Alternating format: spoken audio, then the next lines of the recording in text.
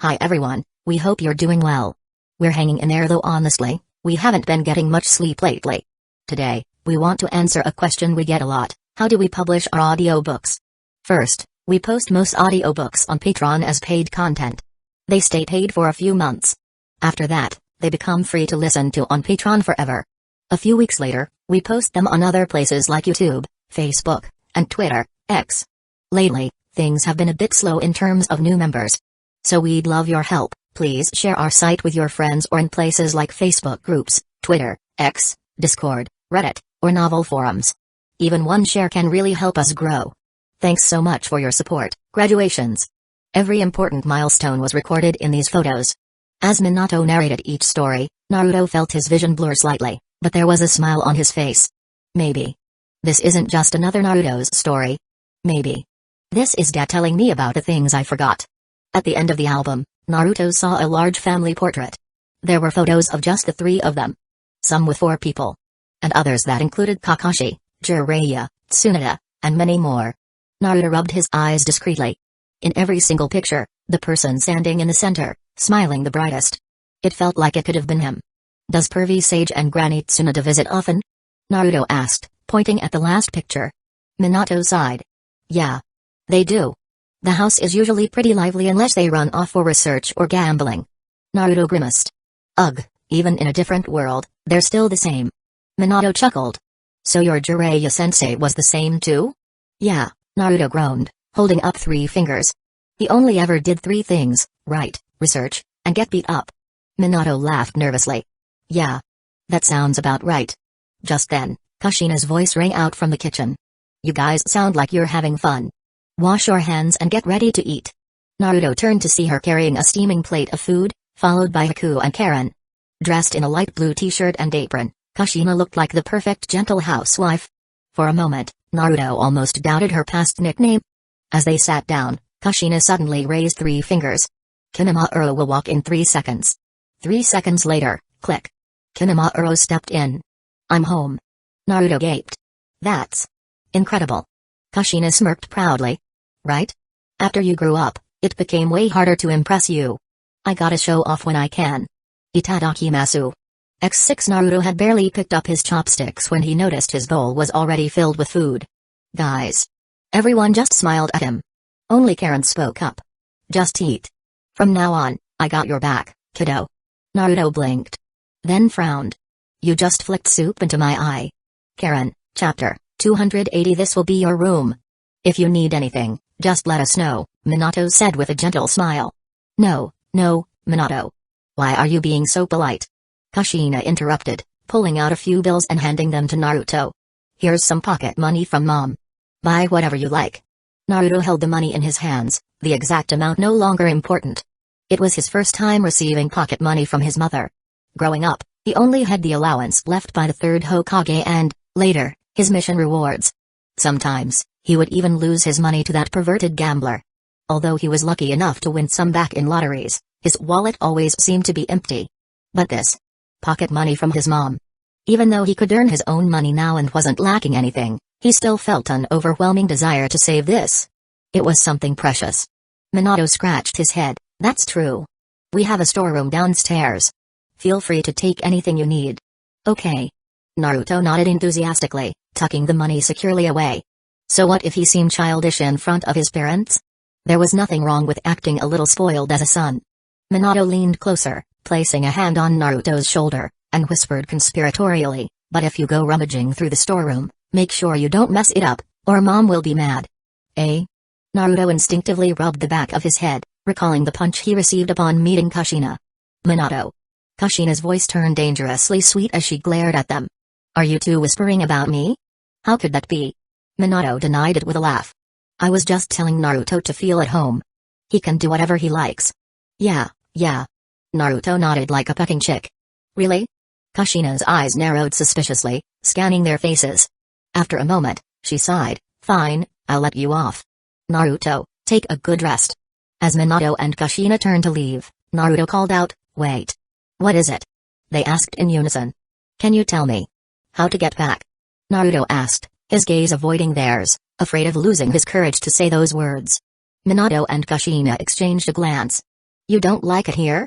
Minato asked gently. Naruto quickly shook his head. No. This place is amazing. It has dad and mom, and my brother and sister. If possible, I'd want this to last forever. But how should I put it? Naruto scratched his cheek awkwardly. I've been alone all my life. Although it was lonely at times, I got through it. In my world, I have a lot of friends. And here, there's another me. Because I'm here, he might have lost everything. I think he'd be very sad. Back in my world, Sasuke. He lost his family, and it changed him. He told me I couldn't understand his pain because I never had a family. But now that I've experienced it, I think I can understand a little bit of what he felt.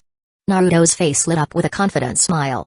Next time I see him, I'll definitely succeed in bringing him back. Naruto continued, I know you must be worried about the other me. I've seen parents waiting anxiously at school gates for their kids. If their child is even a little late, they get so worried. It's been so long for him. You must be worried too.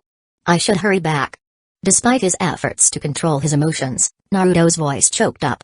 The warmth of family was something he'd always longed for, but his sense of responsibility pushed him to prioritize others. Kushina smiled gently, even in times like this, you think of others first. You're such a kind child, Naruto. But it's okay to stay a little longer. The other Naruto is strong, he'll be fine. Maybe, but... Minato placed a reassuring hand on his shoulder. Alright, if you're that determined, let's start checking. Wait, Minato. Kushina protested. Minato shook his head. Once someone decides on something, no matter how difficult or painful, they should follow through. That's what I want to teach my son. Naruto, are you sure? Yeah. Naruto nodded firmly. Say what you mean and mean what you say. That's my ninja way. Really, you two and your need to be cool, Kushina sighed, but eventually relented. She followed them to the prepared room. Minato pointed at a seal drawn on the ground. Naruto, stand in the middle. I'll use it to examine any anomalies. Got it. Naruto stood in the center. Do I need to do anything? Just stay still. Leave the rest to me. Minato made several hand signs, activating the seal.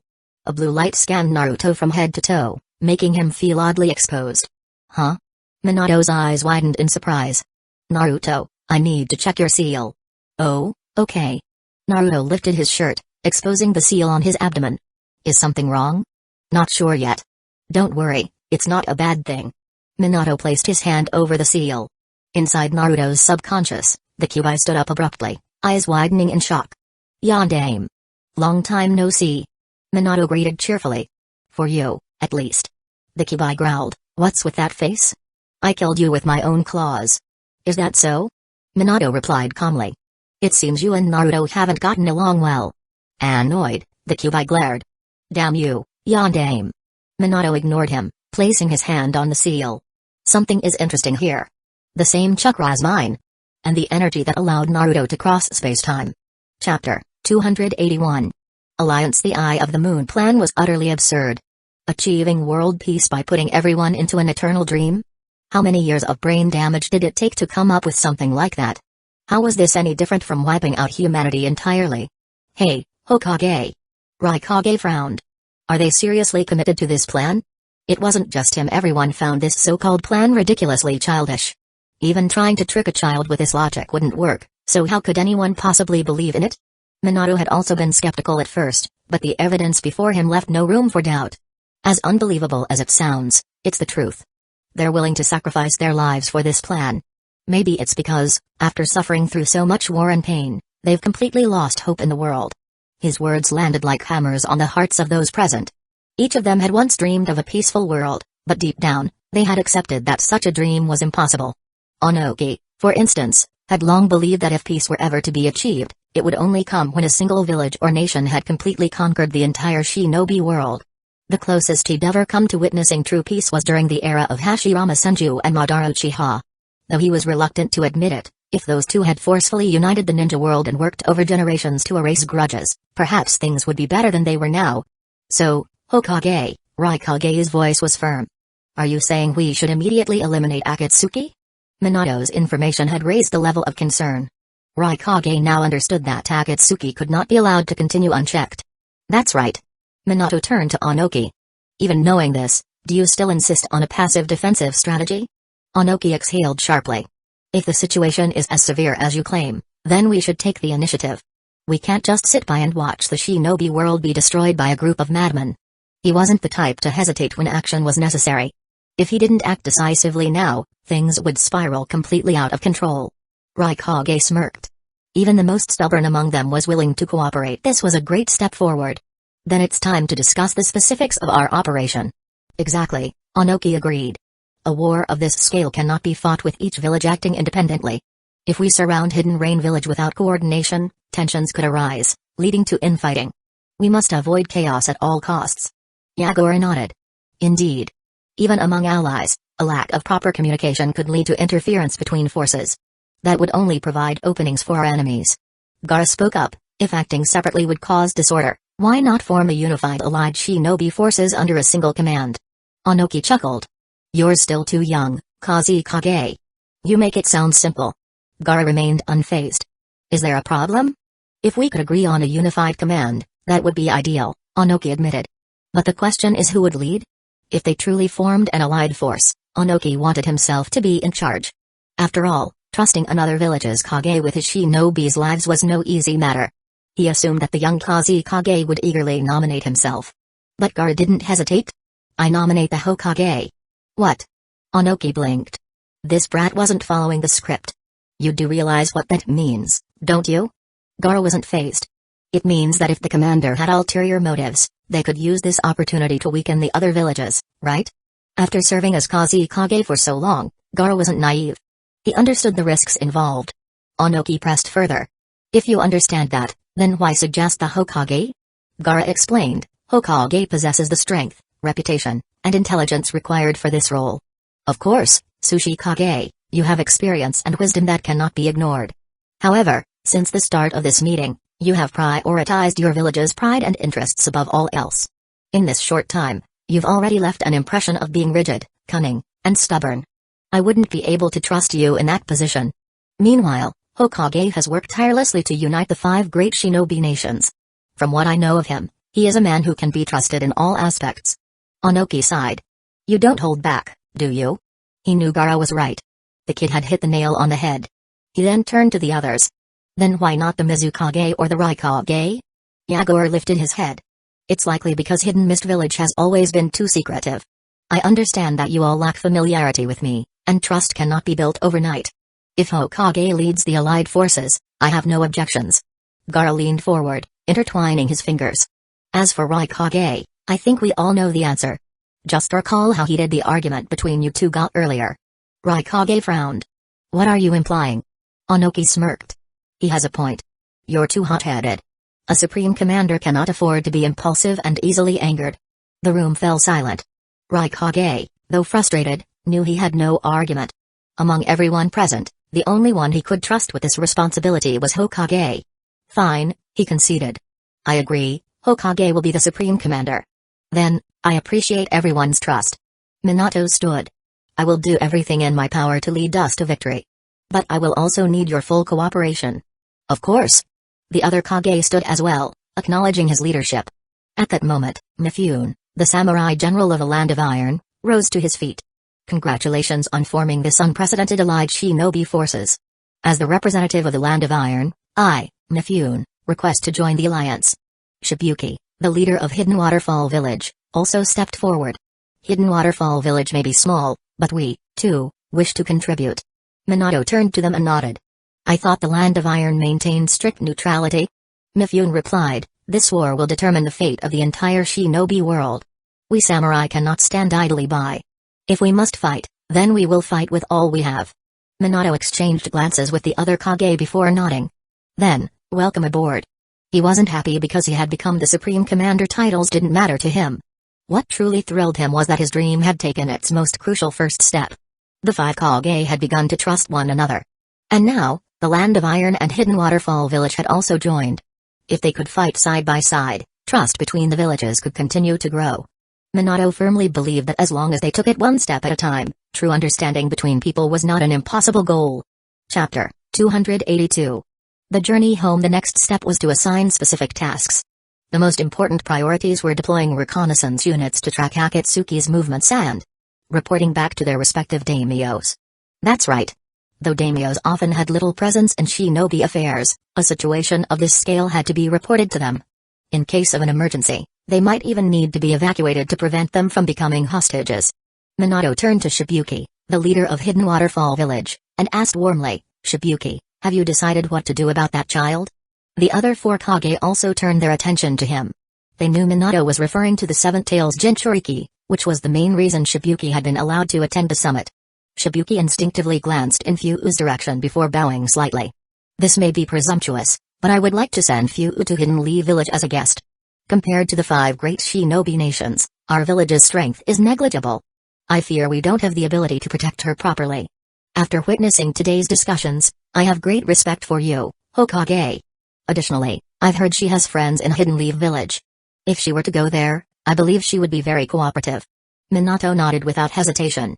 "That won't be a problem." Onoki seized the opportunity to ask, "Currently, the remaining free-tailed beasts are the 1 tail, 3 tails, 6 tails, 7 tails, and 9 tails. Excluding the Kazekage and Mizukage, how does Hokage plan to handle the other Jinchuriki?" Minato replied, "My wife and son are the 9 tails Jinchuriki, and they will participate in the battle. As for Fuu, I'll evaluate her combat capability before making arrangements." "Mizukage, how is your 6 tails Jinchuriki?" Yagura answered, "Yukata's control over his tailed beast isn't perfect. If he pushes too hard, there's a risk of him losing control. However, his individual strength is still considerable, so he's more than capable of fighting. Moving with the main forces will actually reduce his risk of being captured." Speaking of which, Onoki suddenly brought up, "Why does Hidden Leaf Village have 2 9 tails Jinchuriki? I've been wondering about this for a while." "Of course, if it involves some secret jutsu, just pretend I never asked." Raikage and the others were also curious. If Jinchuriki could be mass-produced, that would be terrifying. Minato shook his head.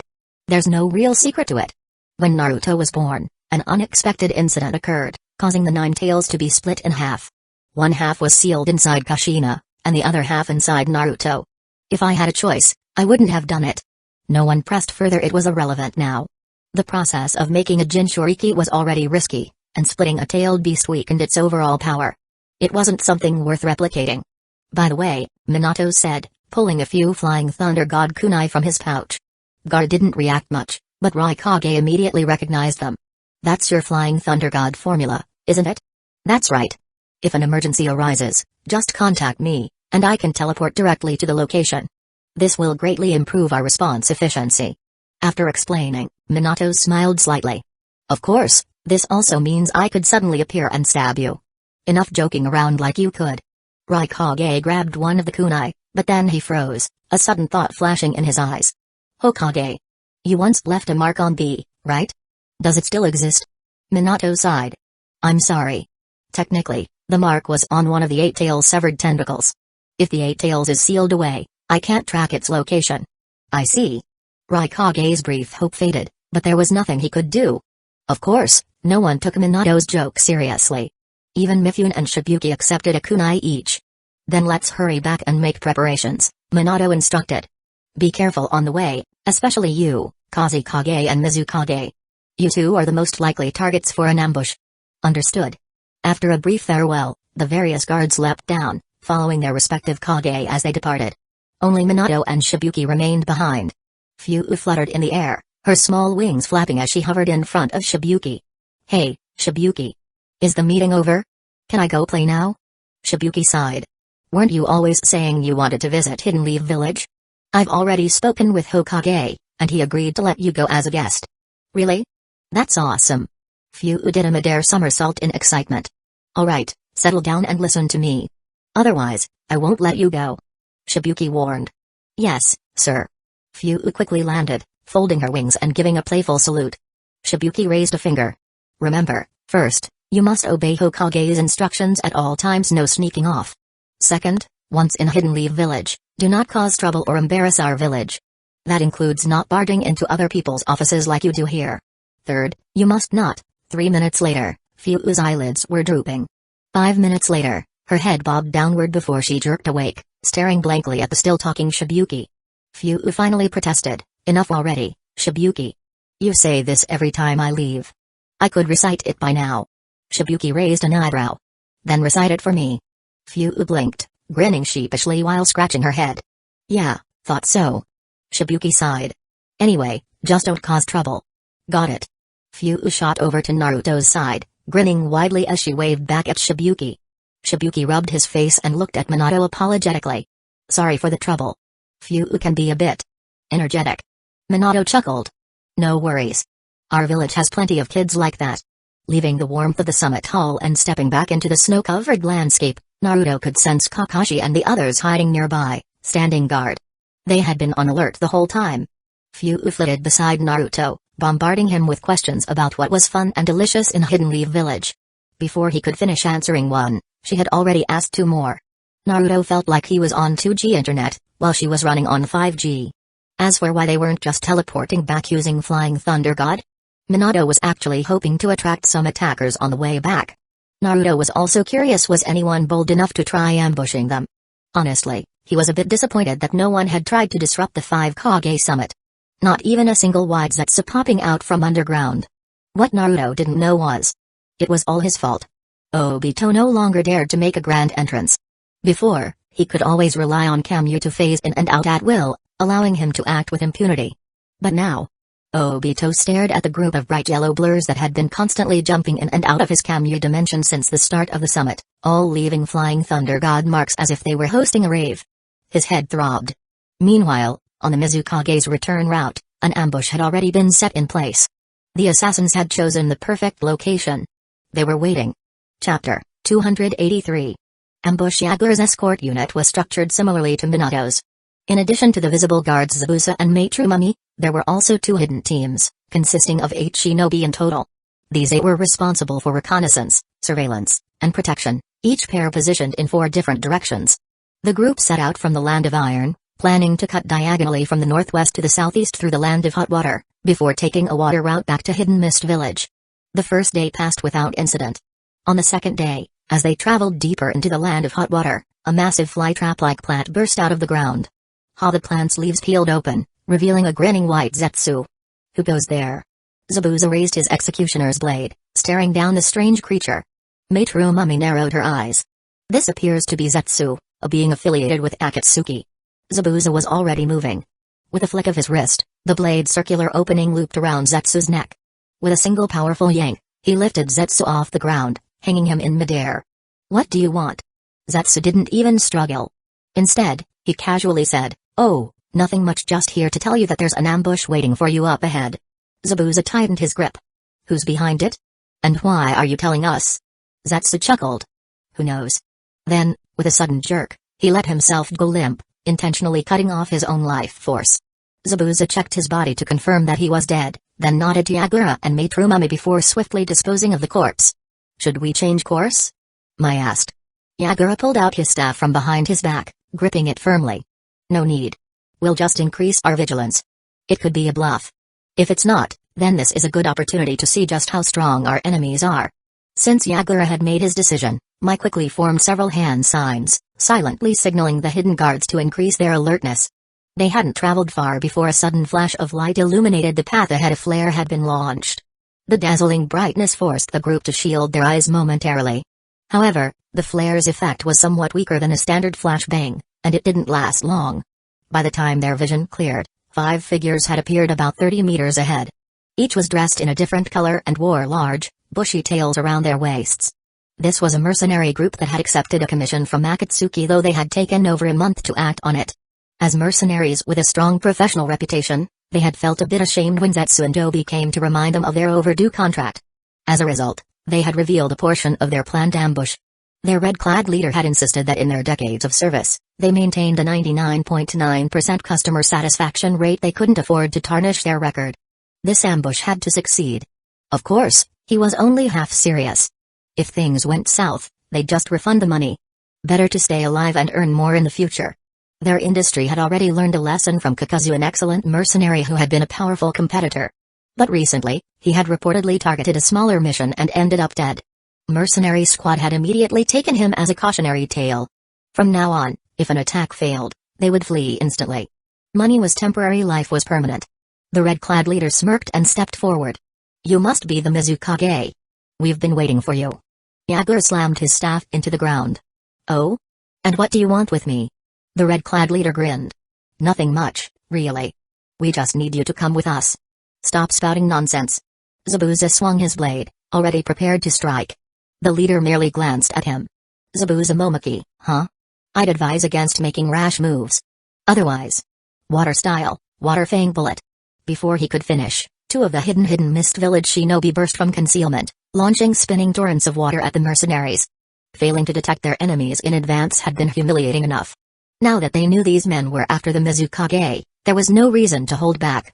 Mercenary squads seemed to have anticipated this. They dodged the attack with ease, scattering in different directions. The water blasts crashed into the ground, sending up waves of mist. At the same time, two agonized screams rang out.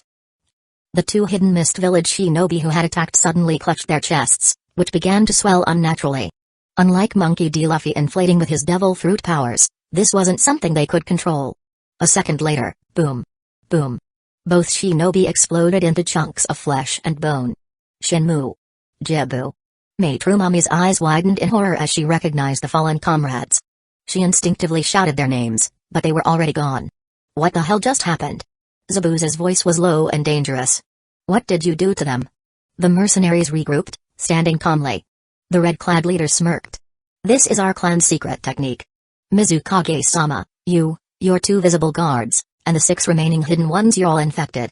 However, if you surrender, we'll be generous and remove the technique before handing you over. Yagura's expression didn't change, but his grip on his staff tightened. So you are the infamous mercenary squad, the ninja hunters who prey on other shinobi. Have you joined Akatsuki? Oh, you've heard of us? The leader chuckled. Don't misunderstand. We're just mercenaries. We don't care who hires us. His tone grew colder. Now then, what will it be? You wouldn't want all your subordinates to die, would you? In response, 6 remaining hidden mist village shinobi leapt into view, forming a protective barrier in front of Yagura. Mizukage-sama, please escape. We will hold them off. Yagura stepped forward, dismissing them with a calm but firm command. Stand down. But, Mizukage-sama. This is an order. Yagura didn't even look back. Instead, he focused on the sensation of chakra surging within his body. A sharp pain flared in his chest. He frowned. I see. So the technique causes an explosion if we use a certain amount of chakra. Impressive deduction, Mizukage-sama. The red-clad leader clapped mockingly. That's why you should just come along quietly and don't try to fake surrender. Killing us won't undo the technique. That's something we'll have to test. Yagura scoffed. Threatening me? Don't be ridiculous. I am the Mizukage. With a flick of his wrist, he threw his staff aside. A surge of red chakra erupted around him, forming into a tangible, bubbling mass. Yagura crouched low, his body morphing. 3 flat, fin-like tails emerged behind him. His skin darkened, and his form twisted into a miniature version of the 3 tails, Isabu. Hidden beneath the chakra cloak, Yagura's chest swelled slightly, an ominous sign. But nothing happened. Tailed beast chakra wasn't something that could be easily controlled by mere humans. The battle was just beginning. Chapter 284. Wrong timing? Mizukage-sama. The guards called out in alarm. They knew using chakra would trigger an explosion, yet Yagura had recklessly transformed into his tailed beast form. Only after seeing that he was unharmed did they breathe a sigh of relief. Their admiration deepened. As expected of Mizukage-sama. This is impossible. Mercenary squad had never seen their explosive parasites fail like this before. They were completely caught off guard. This is the power of a Jinchuriki? The red-clad leader was surprised but remained composed. No need to panic. The rest of them can't use jutsu, so it's still 5 against 1. Zabuza barked at the guards. How much longer are you planning to stand around? Letting Mizukage-sama fight alone while we sit back is a disgrace. Yes, Zabuza-sama. Their squad leader commanded, spread out and prepare to assist. Even without chakra, we still have our blades. Yes. The guilt-ridden guards drew their swords with determination. At that moment, Yagura, fully transformed into his version 2-tailed beast state, charged straight at the red-clad leader. The yellow-clad member dove into the green-clad member's shadow, while the blue-clad member gradually turned transparent, vanishing from sight. Green-clad quickly formed hand seals and unleashed a great fireball jutsu, hitting Yagura in midair. Did it work? That wasn't so impressive after all. He smirked. Mizukage-sama. The guards gasped, amplifying the dramatic tension with their concern. As if it'd be that easy. The red-clad leader braced himself defensively. Sure enough, Yagura emerged from the flames unscathed, slamming his palm straight into the red-clad leader's chest. Anticipating the strike, the leader crossed his arms and infused them with chakra to absorb the impact. The moment the attack landed, a massive force surged through him. It felt less like a palm strike and more like being smashed by a gigantic hammer. He barely managed to use the momentum to retreat. But then coral-like formations began spreading rapidly across his body. What the hell is this? He struggled, but the coral was incredibly sturdy, completely restricting his movements. Coral Palm Yagura's unique binding jutsu, even Itachi had a hard time dealing with it, and Naruto had to power through it in the past. Yagura didn't stop. His tail swung behind him, forcing Green-clad back as he closed in on the immobilized red leader. Boss. The purple-clad member rushed forward and unleashed a waterfall jutsu to block Yagura. But using water style against the Three Tails Jinchuriki? That was a mistake. Yagura cast his own great waterfall jutsu, enhanced by Isabu's chakra. His attack was at least 5 times the size of the opposing jutsu. The sheer difference was like comparing a household faucet to a fire hose. Thus, this technique would henceforth be known as Isabu's waterfall. The colossal water surge overwhelmed the enemy's waterfall jutsu and blasted Purple-clad away. Just as Yagura was about to finish off the red leader, the blue-clad member reappeared and pulled him away using an earth-style technique while the purple-clad was helplessly swept away. Yagura refused to let them regroup. He sprinted forward, determined to eliminate the enemy leader before they could remove the coral. However, Yellow-clad suddenly emerged from Green-clad's shadow, then phased into Yagura's shadow and reappeared right behind him. With a kunai in hand, he struck at Yagura's chest from below with all his might. Thunk. The kunai made an impact. But instead of piercing through, it merely bounced off. In Yellow-clad's stunned gaze, his weapon had failed to penetrate the thin yet powerful tailed beast chakra cloak. Three Tails chakra armor was not to be taken lightly. Though unscathed, the sheer force of the impact sent Yagura skidding backwards. As he crouched down, he opened his mouth and began condensing a small tail beast bomb. If that thing hits, we're dead. The red-clad leader broke out in a cold sweat. At that moment, Blue-clad hardened his arms with earth style and continued hammering at the coral binding the leader. Meanwhile, Yellow-clad re-entered Green-clad's shadow, while Green-clad shot a fire pillar at Yagura in an attempt to interrupt the tail beast bomb. Yagura ignored them and fired the attack. Earth style, Earth Flow Fortress.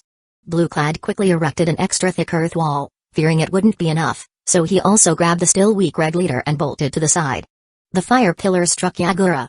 The tailed beast bomb struck the wall. The impact sent Yagura flying backwards, but he swiftly flipped over. As for the fortified wall, boom. The explosion blasted a gaping hole in it, sending shockwaves outward. The surrounding ground fractured, and large cracks spread in all directions. Debris and rock fragments shot forward like shrapnel. The red and blue members, still trying to escape, were caught in the explosion. Both were sent flying. On the bright side, the remaining coral on the red leader was completely shattered. On the downside, both of them were now injured. The red-clad leader coughed up blood. Damn, that stupid fly trap. Didn't it say we'd have backup? Just as he finished speaking, Yagura's red chakra cloak suddenly dissipated. At the same time, white, fibrous material began spreading over his body, wrapping around him entirely. Mizukage-sama, Zabusa, Mai, and the other guards tried to rush to his aid, but the same white substance was growing on them as well. What the hell is this? The guards struggled against the bindings. Yagura looked down, seeing a familiar face emerging from the white mass. Zetsu? A delayed activation jutsu. It can absorb chakra. The situation had suddenly flipped against them. Seeing an opportunity, Green-clad charged forward, ready to capture Yagura. In an instant, he closed the distance, preparing to strike, but then Yagura smiled. A size 42 foot landed squarely on Green-clad's face, sending him flying backwards even faster than he had rushed in. At the same time, a Rasengan smashed into Yellow-clad just as he emerged from the shadows. Yellow-clad was sent spinning through the air, eventually catching up to Green-clad mid-flight. Yagura looked up, and there stood Minato no Mikaze. Minato flashed a smile. Looks like I arrived at a bad time? Yagura chuckled, relieved. No. You arrived at just the right time. Chapter 285. Escape. Minato pulled out a kunai and swiftly cut away the deformed white Zetsu clones attached to Yagura. It was Zetsu's spore jutsu, a jutsu that could absorb chakra and rapidly grow to restrain its target. Since the spores were microscopic before activation, they were extremely hard to detect. Judging from the situation, Zetsu must have secretly planted spores on everyone when he first intercepted Yagura's group under the pretense of giving them information. These spores were likely set to trigger after a certain delay. As a result, every hidden mist village shinobi now had 2 or 3 grotesque, conjoined Zetsus hanging off them. Ninja techniques were getting more and more ridiculous: delayed triggers, remote activations. They were basically playing with time bombs. After understanding the mechanism of Mercenary Squad's explosive parasites, Yagura had wisely instructed Isabu to send out a distress call. He had confidence in his own strength, but the safety of his subordinates was his priority. Requesting backup was the safer option. And now, that precaution had turned into their saving grace. If Minato hadn't appeared, Yagura had no doubt that his men would have risked triggering the explosions just to try and free him. Meanwhile, Zabuza and the others sighed in relief. If they could avoid dying, then of course, staying alive was the better option. With Minato's help, Yagura tore away the parasitic Zetsus and tossed them aside. At that moment, Naruto's squad arrived on the scene. The 6-man Hokage Guard platoon, Team 7, plus an overly excited Fugu, who had just experienced Flying Thunder God for the first time, and Naruto Shadow clone serving as transport. But the most amusing part? Shiranui Gemma, Raido Namayashi, and Hidden Stone's Villachi Tatami of the Genma squad. They had planned to use the Flying Thunder formation to bring Shisui, Hayate, and Yuja with them. However, Naruto, impatient with their slow casting speed, had his clones help them. As a result, just as the Genma squad successfully activated their jutsu, Naruto's clones yanked them into teleportation. So instead of arriving normally, the 3 of them blinked into existence on one side of Minato. Then immediately teleported again to the other side. The sight left everyone speechless. Especially the Hidden Mist Village shinobi, who stared blankly. What the hell was that? Were they showing off? Some kind of synchronized teleportation stunt? But since they owed their lives to Minato, no one dared to comment. Ha ha ha ha. Naruto burst out laughing. Man, you guys are slow. Cough. The Hokage guards coughed in embarrassment except for one, who was actually coughing for real. Alright, Naruto, enough playing around. Help remove the restraints. Sakura, check on Mizukage-sama's condition. Yes. 7 voices echoed in response. The Hokage guards drew their blades, slicing off the parasitic Zetsus from the Hidden Mist Village shinobi. Sakura immediately began examining Yagura. Meanwhile, Kakashi, Sasuke, and Naruto kept their eyes on the mercenary squad, ready to strike at a moment's notice. Naruto's clones had already scattered to block escape routes and set up Flying Thunder God marks just in case these mercenaries had some weird escape plan. Mercenary squad was in bad shape. With their injuries piling up and facing an overwhelming force of elite Hidden Leaf Village shinobi, the red-clad leader made a quick decision. Lord Hokage, Lord Mizukage. If we help remove the explosive parasites, could you spare our lives? At first glance, Yagura's guard seemed fine. But Yagura himself had a noticeable bulge in his chest. Even though the explosive parasite had died inside him due to tailed beast chakra, no one knew if it could still detonate post-mortem. Red-clad figured this was his only leverage. Minato remained calm. You tried to assassinate the Mizukage. You think you can just walk away? What do you think, Mizukage-sama? Yagura, despite undergoing Sakura's examination, still maintained his commanding presence. Agreed. And since you may have connections to Akatsuki, we certainly can't let you go. You better think carefully. Red-clad bluffed. These explosive parasites are our unique secret technique. Without us, there's no way to remove them. He wasn't completely sure, but...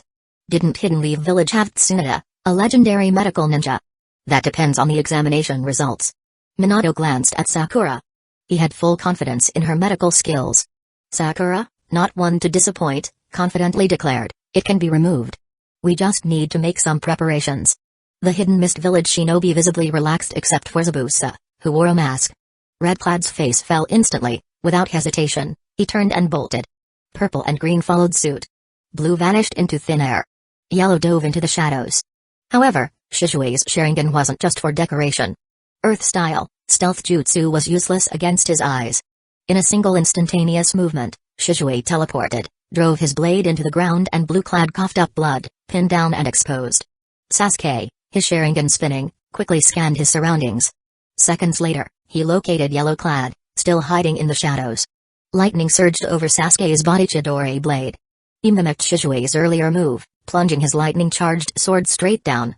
Yellow-clad had sharp reflexes and managed to block with a kunai. But Sasuke smirked. That's Chidori blade. The moment the lightning discharge hit him, Yellow-clad convulsed violently. Then, with no chance to react, Sasuke's second blade stabbed him clean through. Yagura, watching the scene, had a complicated expression. Then, he sighed and looked up at the sky. Those swords are ours.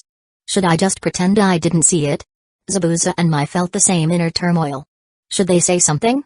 But Minato and his team had just saved them. So, like Yagura, they simply looked up at the sky in silence. Naruto stops the last three red, green, and purple kept running. But after only a few steps, a smiling blonde blocked their path. The three mercenaries exchanged glances. Red-clad steeled himself. He's alone. We have to break through. Naruto grinned. His left hand rose to chest level. His right hand extended forward. A golden aura shimmered around him. Then, he chanted softly, Raigo, Senjutsu. From behind him, golden fists materialized, raining down like a storm. The three mercenaries were launched skyward. From his position, Red-clad recognized the technique. That's Fire Temple's secret technique. He coughed up blood and then passed out midair. Naruto lowered his hands, preparing to call it a day. Suddenly purple turned into a puddle of water. Naruto blinked. Then sensed something. His face twitched. This guy. Sighing, he assumed his stance again. Fine. Aura. 10 seconds later, the puddle reformed into a purple clad. Now, completely unconscious. This guy had tried to play dead by pretending to be a water clone. Naruto had seen through the same trick in the Land of Waves. Got to give him points for creativity, though. Chapter 286. Failure. Watching Naruto casually haul back three unconscious enemies, Kakashi scratched his head. Looks like there wasn't anything for me to do after all. Well, I saved some chakra. Phew, who had originally been eager to fight, completely forgot about it as her attention shifted elsewhere. Naruto. That move was so cool. Can you teach me? Naruto smugly shook his head. Nope. This technique requires deep Buddhist enlightenment and great wisdom. You don't qualify. Huh? That's not fair. Phew pouted in dissatisfaction. Sakura, however, smelled something fishy. Wait a minute, Naruto. Didn't Master Chirika refuse to teach you? How did you learn that move? Don't tell me you. She abruptly stopped herself, realizing she shouldn't make wild accusations. Naruto flashed a mysterious smile and leaned in. You guys wouldn't understand, he said dramatically. That night at the Fire Temple, Master Chirika tapped me 3 times on the head, then walked backwards out of the middle gate. Do you know what that means? Sakura frowned. That didn't sound even remotely real. Phew, however, looked enthralled. Naruto proudly revealed the supposed hidden meaning. It meant that I should sneak in through the back door at midnight to secretly learn the technique from him. Sakura's skeptical glare intensified. Phew, on the other hand, gasped in admiration. That's amazing. She exclaimed. Ha ha ha ha. Naruto soaked up the attention, puffing out his chest with pride. Unfortunately, his grip loosened. Thud. Thud. Thud. The 3 unconscious mercenaries crashed to the ground headfirst. Sasuke's eye twitched. With his Sharingan, he had seen through everything clearly. Naruto's golden aura and holy fists? Just 9 tails chakra. The Buddhist chanting? Naruto was making the sounds himself. The hand seals? Completely inaccurate.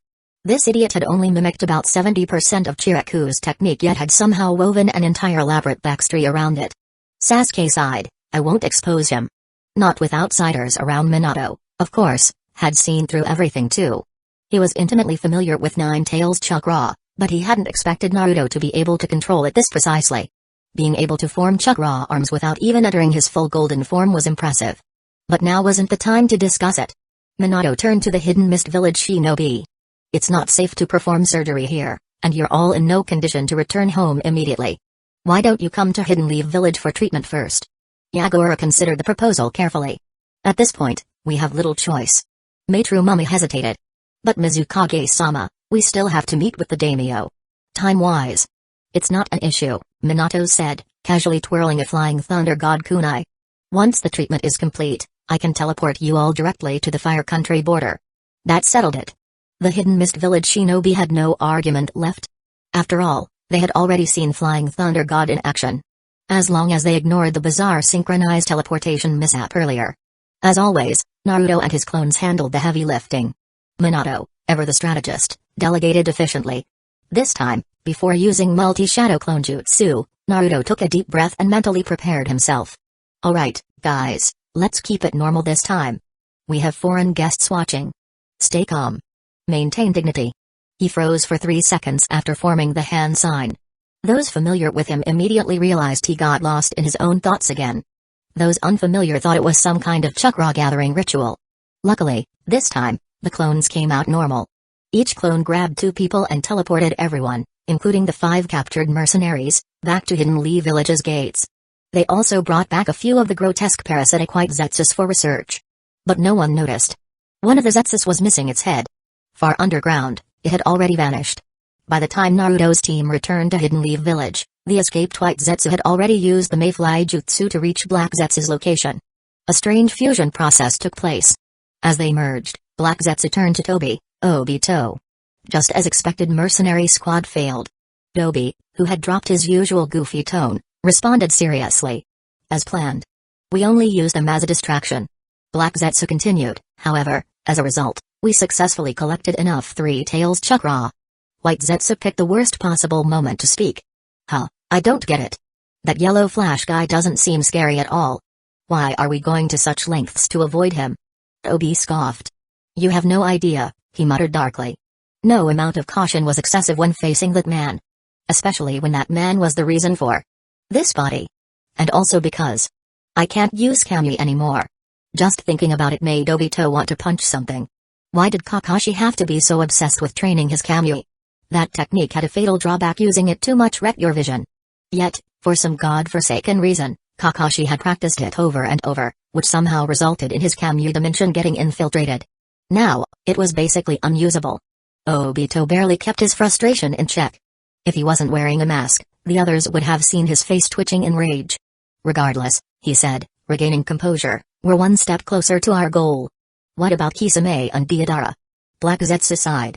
At their current pace, they should have just entered the land of water. Deidara refuses to let Kisame ride on his clay bird, so they're moving slower than expected. Smart decision, White Zetsu chuckled. If Kisame got on, he'd probably get blown up. Honestly, he added, I feel like one of them is going to die before this mission ends. Shut up. Tobi wasn't worried. Kisame was practical and disciplined. He wouldn't let Deidara's childish antics interfere with their objective, and he had previously been assigned to kill his own comrades if needed, so he wasn't someone Deidara could easily trick. Tobi shook his head. Why am I even entertaining White Zetsu's nonsense? I must be stressed. Forcing himself to focus, he asked, and what about that person?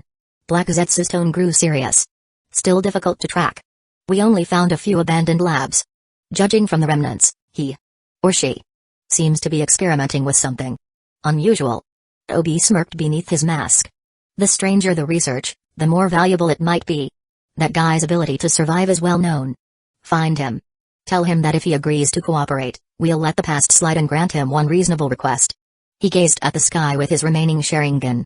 With the 5 Kage summit concluded, the 5 great nations might declare war on us first. Time is running out. Black Zetsu nodded and sank into the ground. Chapter 287. Otsutsuki Toki opens his eyes. The Naruto Express ran fast and smooth before the Hidden Mist Village group even had time to react. They had already arrived at Hidden Leaf Village's gates. Izumo and Kotetsu, ever diligent, quickly came forward to greet them. Recently, they had been relieved of their bug-swatting duties. Jiraiya had finally had enough of their antics and reassigned a member of the Aburame clan to handle pest control. With that, not a single strange bug could sneak into Hidden Leaf Village. Hokage-sama, thank you for your hard work. The 2 guards saluted in unison. Minato smiled. Did anything happen while I was away? Izumo replied, everything was normal. Minato nodded. These are critical times, so I'll need you both to stay sharp a little longer. Yes, sir. As the morale boost from the Hokage settled in, their motivation increased by +1, and enthusiasm by +1. Naruto, walking behind Minato, secretly shook his head. These 2 are rookies. They didn't even say for the glory of Hidden Leaf Village. What a missed opportunity. The group headed straight for Hidden Leaf Village Hospital. For many of the Hidden Mist Village shinobi, this was their first time in Hidden Leaf Village, and they were stunned by its prosperity. This, they thought, is what a great shinobi village should look like. Yagura, their Mizukage, wasn't surprised by their awe. Instead, he encouraged them, if you admire this, then work hard. One day, our village will be just as grand. Yes, sir. The Hidden Mist Village shinobi responded with renewed determination. Since the end of the Bloody Mist era, they no longer had to endure the horrors of killing their own comrades. The emotions they had once buried deep within themselves were now finally emerging. Seeing Hidden Leaf Village's peaceful atmosphere, they realized this was the kind of village they wanted, too. They were grateful that their Mizukage had seen the light. Because of Yagura's high status, The legendary Sanin Tsunade personally performed his surgery.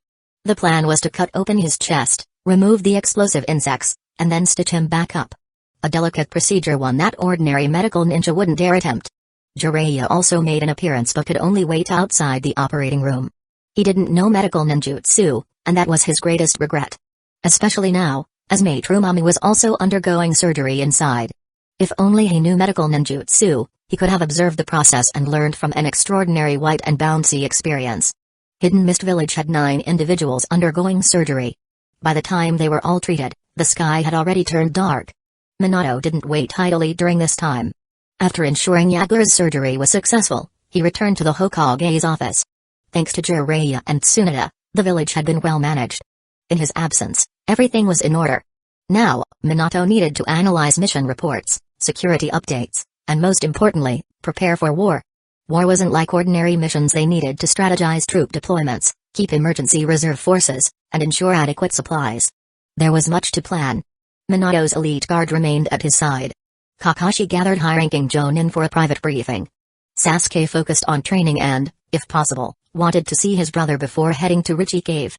Sakura remained at the hospital to assist with medical work. Naruto's mission?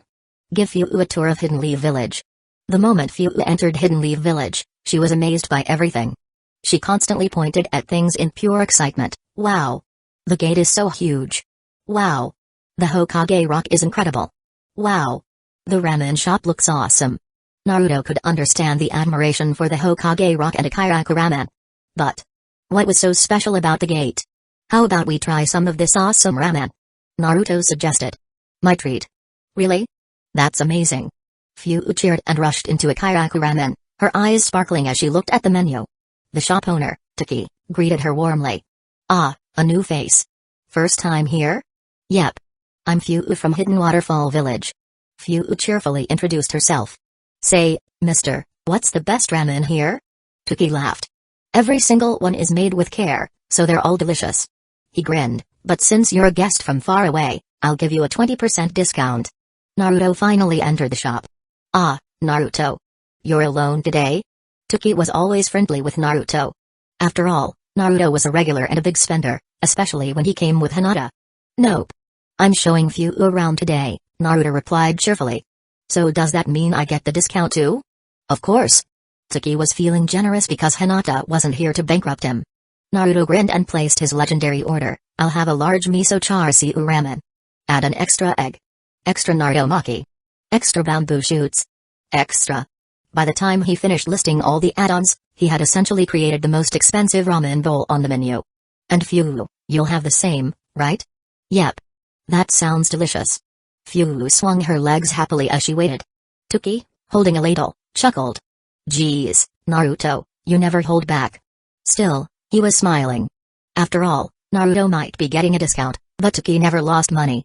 Since they had time to kill, Naruto struck up a casual conversation with Taki's daughter, Ayame-san, do you have a boyfriend?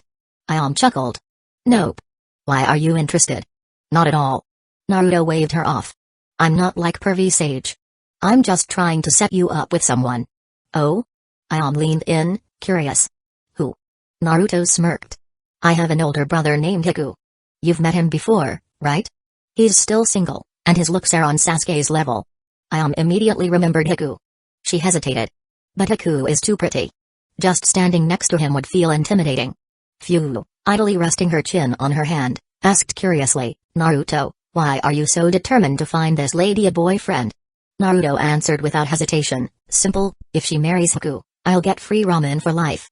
Silence. Taki, carrying a bowl of steaming ramen, froze in place. His ever-closed eyes suddenly opened. For a brief moment, the aura of an Otsutsuki radiated from him. Taki had one clear thought. Chapter 288.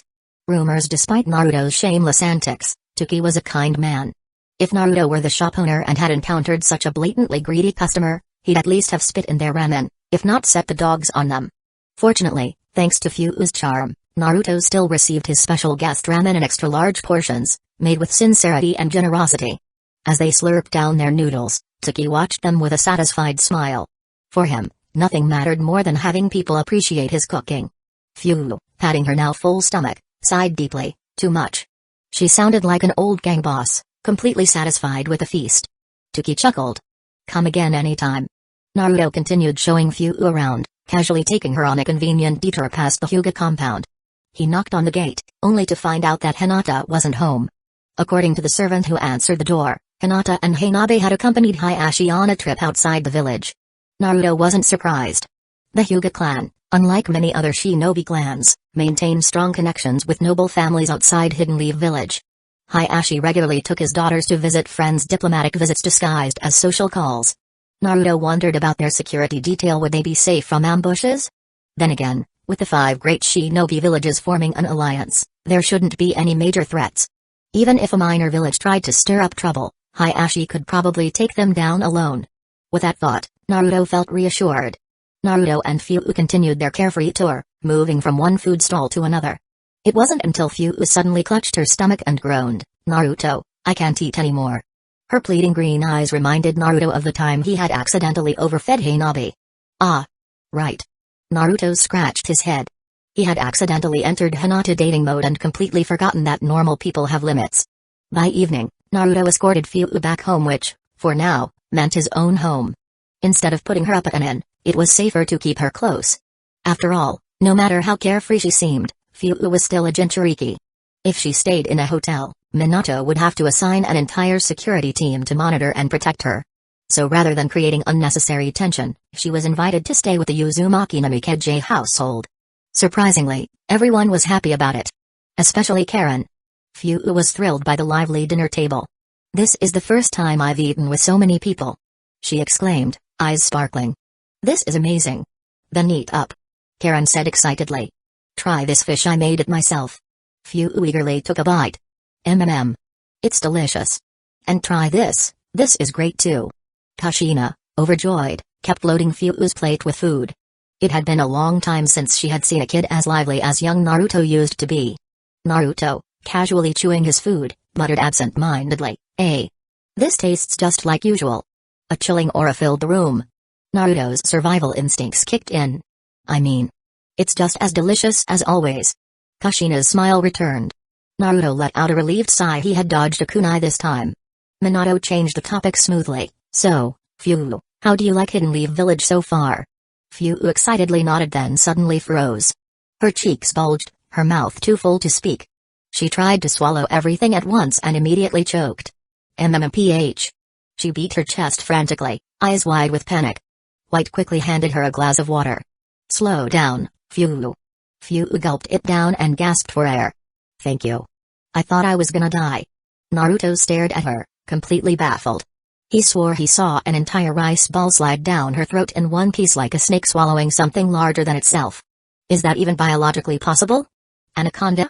Finally catching her breath, Fu enthusiastically answered Minato's question. "Hidden Leaf Village is amazing. I love the food, I love the people, I love everything." Naruto's jaw dropped. This girl.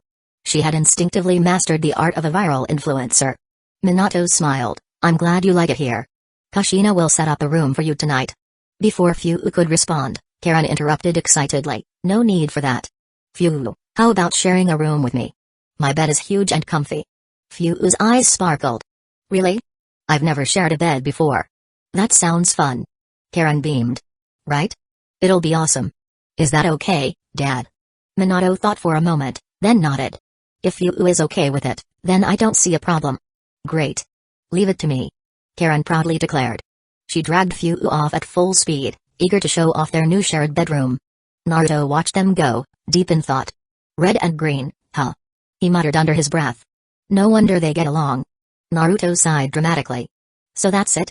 My job as a tour guide is over already?" He glanced at Minato. "By the way, does the village reimburse tour expenses?" Minato flatly refused. "No chance. You chose to treat your friend. That has nothing to do with the village budget." Naruto scoffed. What kind of corrupt leader refuses to support cultural exchange programs? Minato ignored him. Instead, he smirked. "Besides, you might have bigger problems to worry about."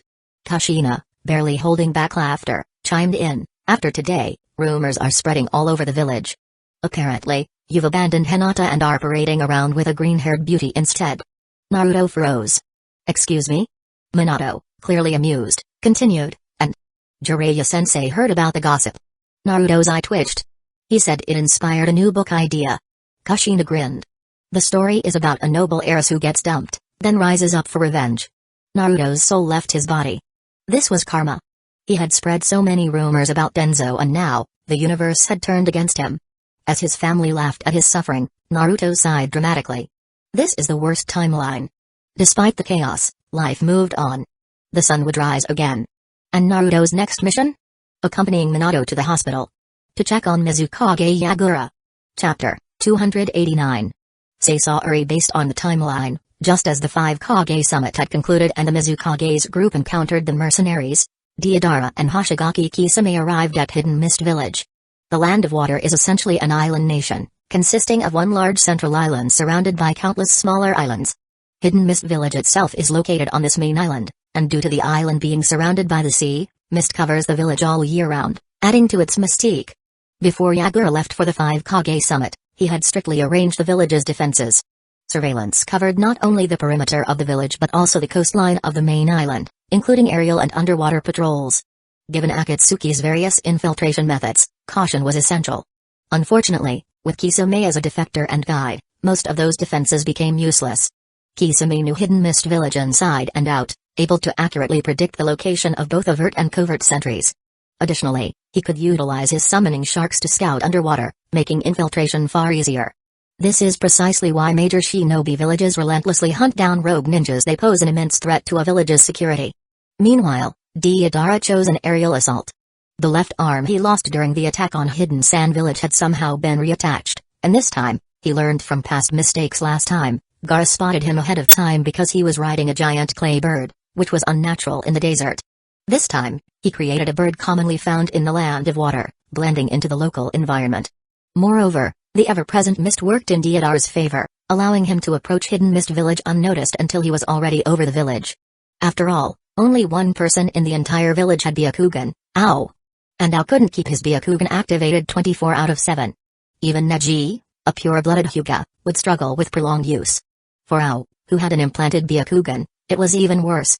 Using the intel provided by Kisame, Deidara bombarded key locations, instantly throwing the village into chaos. However, the Hidden Mist Village shinobi responded swiftly. They immediately deployed specialized anti-air weapons, which had been specifically developed to counter such threats. Under Ao's Byakugan-assisted command, they launched a fierce counterattack. Moreover, at Ao's direction, they continuously changed positions, making it impossible for Deidara to pinpoint targets for precise bombing. Frustrated, Deidara lost patience and resorted to his ultimate move, C3, 18th variant. A winged, water drop-shaped clay construct fell from the sky, rapidly expanding to the size of a house. Not good. With his Byakugan, Ao immediately saw the immense chakra contained within the clay bomb. Compared to the previous explosives, this one could wipe out at least half of Hidden Mist Village. At this point, Hidden Mist Village had no intelligence on Deidara's weaknesses. Ao had only 2 options: 1. Stop the bomb from reaching the ground. 2. Reduce the explosion's impact. Acting swiftly, Ao ordered the water and earth-style users to erect multiple defensive barriers, while instructing the few wind and lightning-style users to attack it mid-air. He didn't care if attacking it early might trigger an explosion. An early detonation would still be less devastating than allowing the enemy to detonate it at the optimal location. And who knows? Maybe cutting through it with wind or lightning style could weaken the blast. There was no time for hesitation, only action. As everyone watched anxiously, the C3 bomb, now torn apart by wind and lightning style, shattered midair before reaching the barriers below. And then... nothing. Huh? Deidara frowned. He attempted to trigger the explosion. But nothing happened. Che, there's a lightning-style user among them. From above, Ao's Byakugan had clearly observed Deidara's attempt to detonate the bomb. His chakra flow matched the previous detonations, and he even showed visible frustration. So it really didn't explode. Was it because the bomb had been damaged beforehand, or was there another reason? Recalling Deidara's hand seals, Ao noticed that they were all Earth-style seals. Could it be that lightning-style counteracts Earth-style explosives? To be sure, Ao needed to confirm this hypothesis. Meanwhile, Deidara, now aware of Ao's presence, decided on his next move. That guy looks like the commander, doesn't he? Deidara circled above Hidden Mist Village, dodging incoming projectiles while creating dozens of peculiar, round clay figures. These figures bore a striking resemblance to Baymax from Big Hero 6, large, clumsy, and slow-moving. He dropped C2 level Baymaxes all across the battlefield. However, he intentionally designed them to descend slowly, giving hidden mist villages ninja ample time to react. Ao immediately scanned them with his Byakugan and estimated their power. They might not be as devastating as the previous bomb, but they were still highly destructive. Destroy them with lightning style before they explode. Ao ordered. Understood. The lightning style users rushed toward the falling clay figures, aiming to neutralize them midair. Ao's calculations suggested they would just barely make it in time, so he exhaled in relief. But something felt wrong. Wait. Why is he making it so easy for us to destroy them? At that moment, Deidara smirked. Hook, line, and sinker. Now, try my new piece, created in honor of Sasori, C4, Kurora.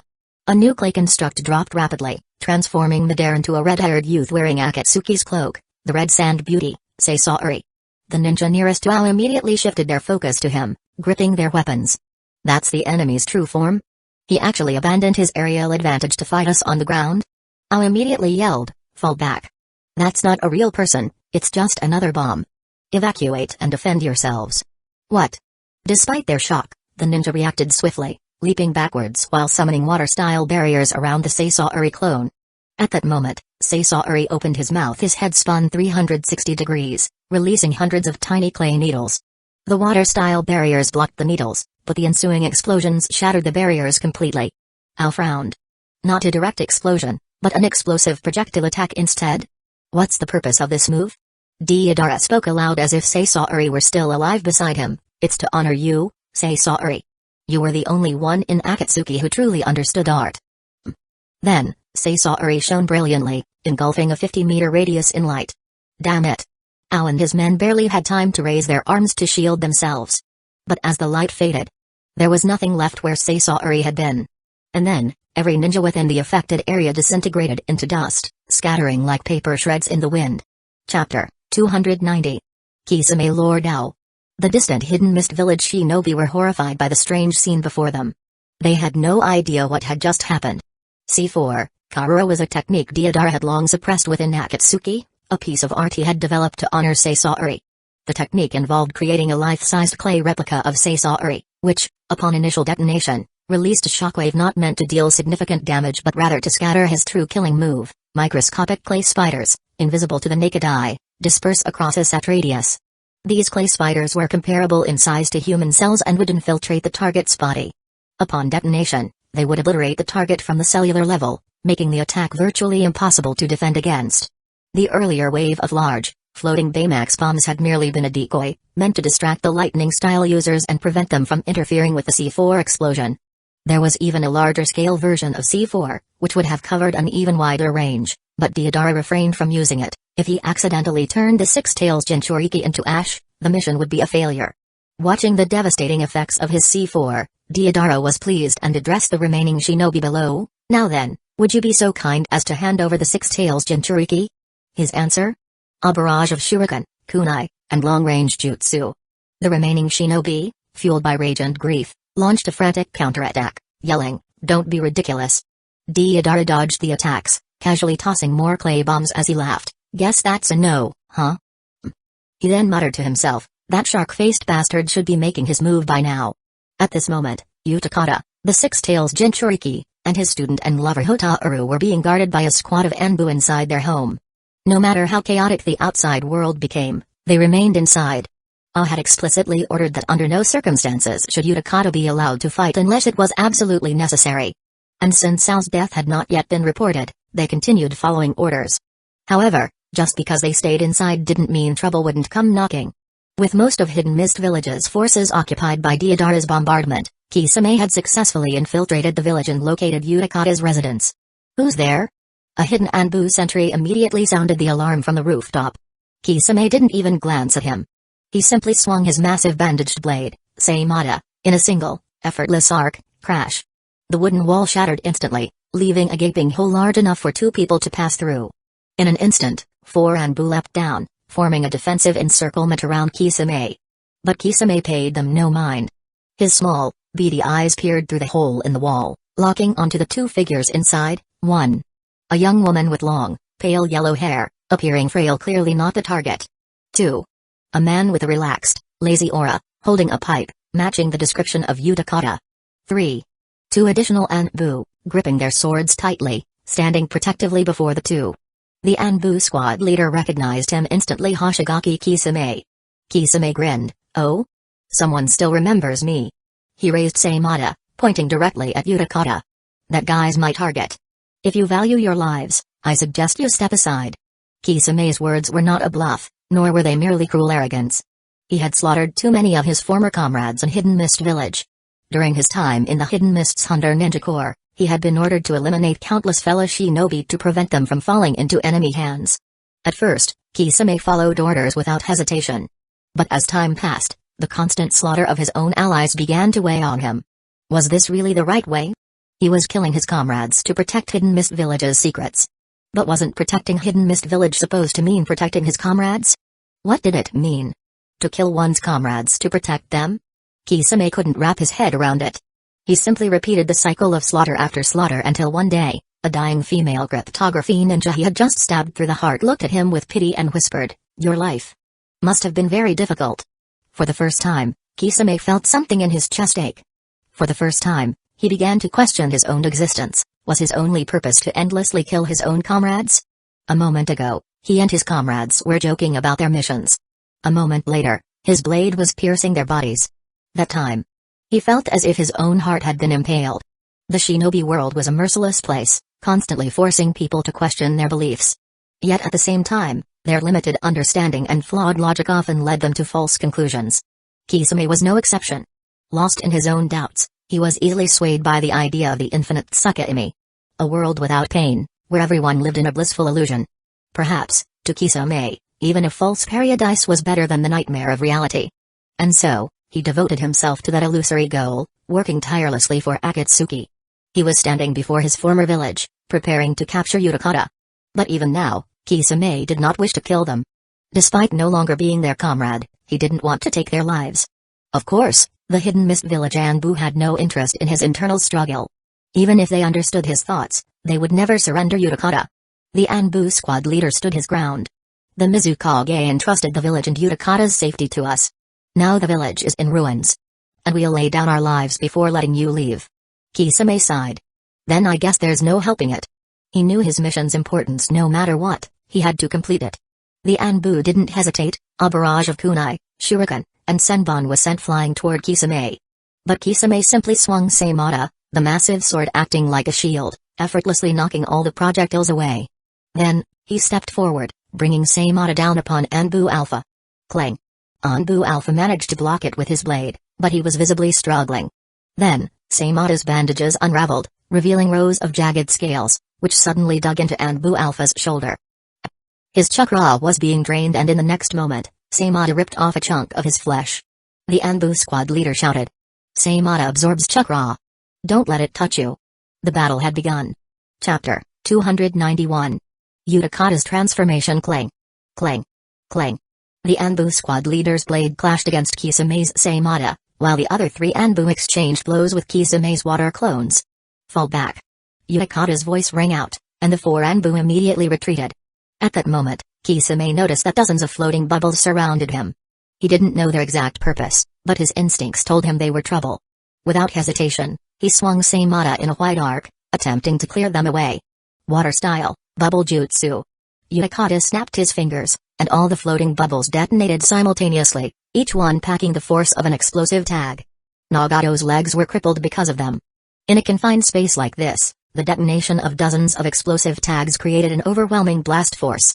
The Anbu and Utakata watched intently as the flames erupted. The already weakened wall of Utakata's home, which had been damaged by Kisame's earlier attack, finally collapsed. The only reason the house hadn't completely caved in was because of the supporting pillars, though who knew how long they would last? Did it work? One of the Anbu cautiously asked. As the smoke cleared, a large sphere of water came into view. Inside the water prison, Kisame stood completely unharmed. He used the water prison jutsu on himself. To defend against the explosion? The squad leader was shocked.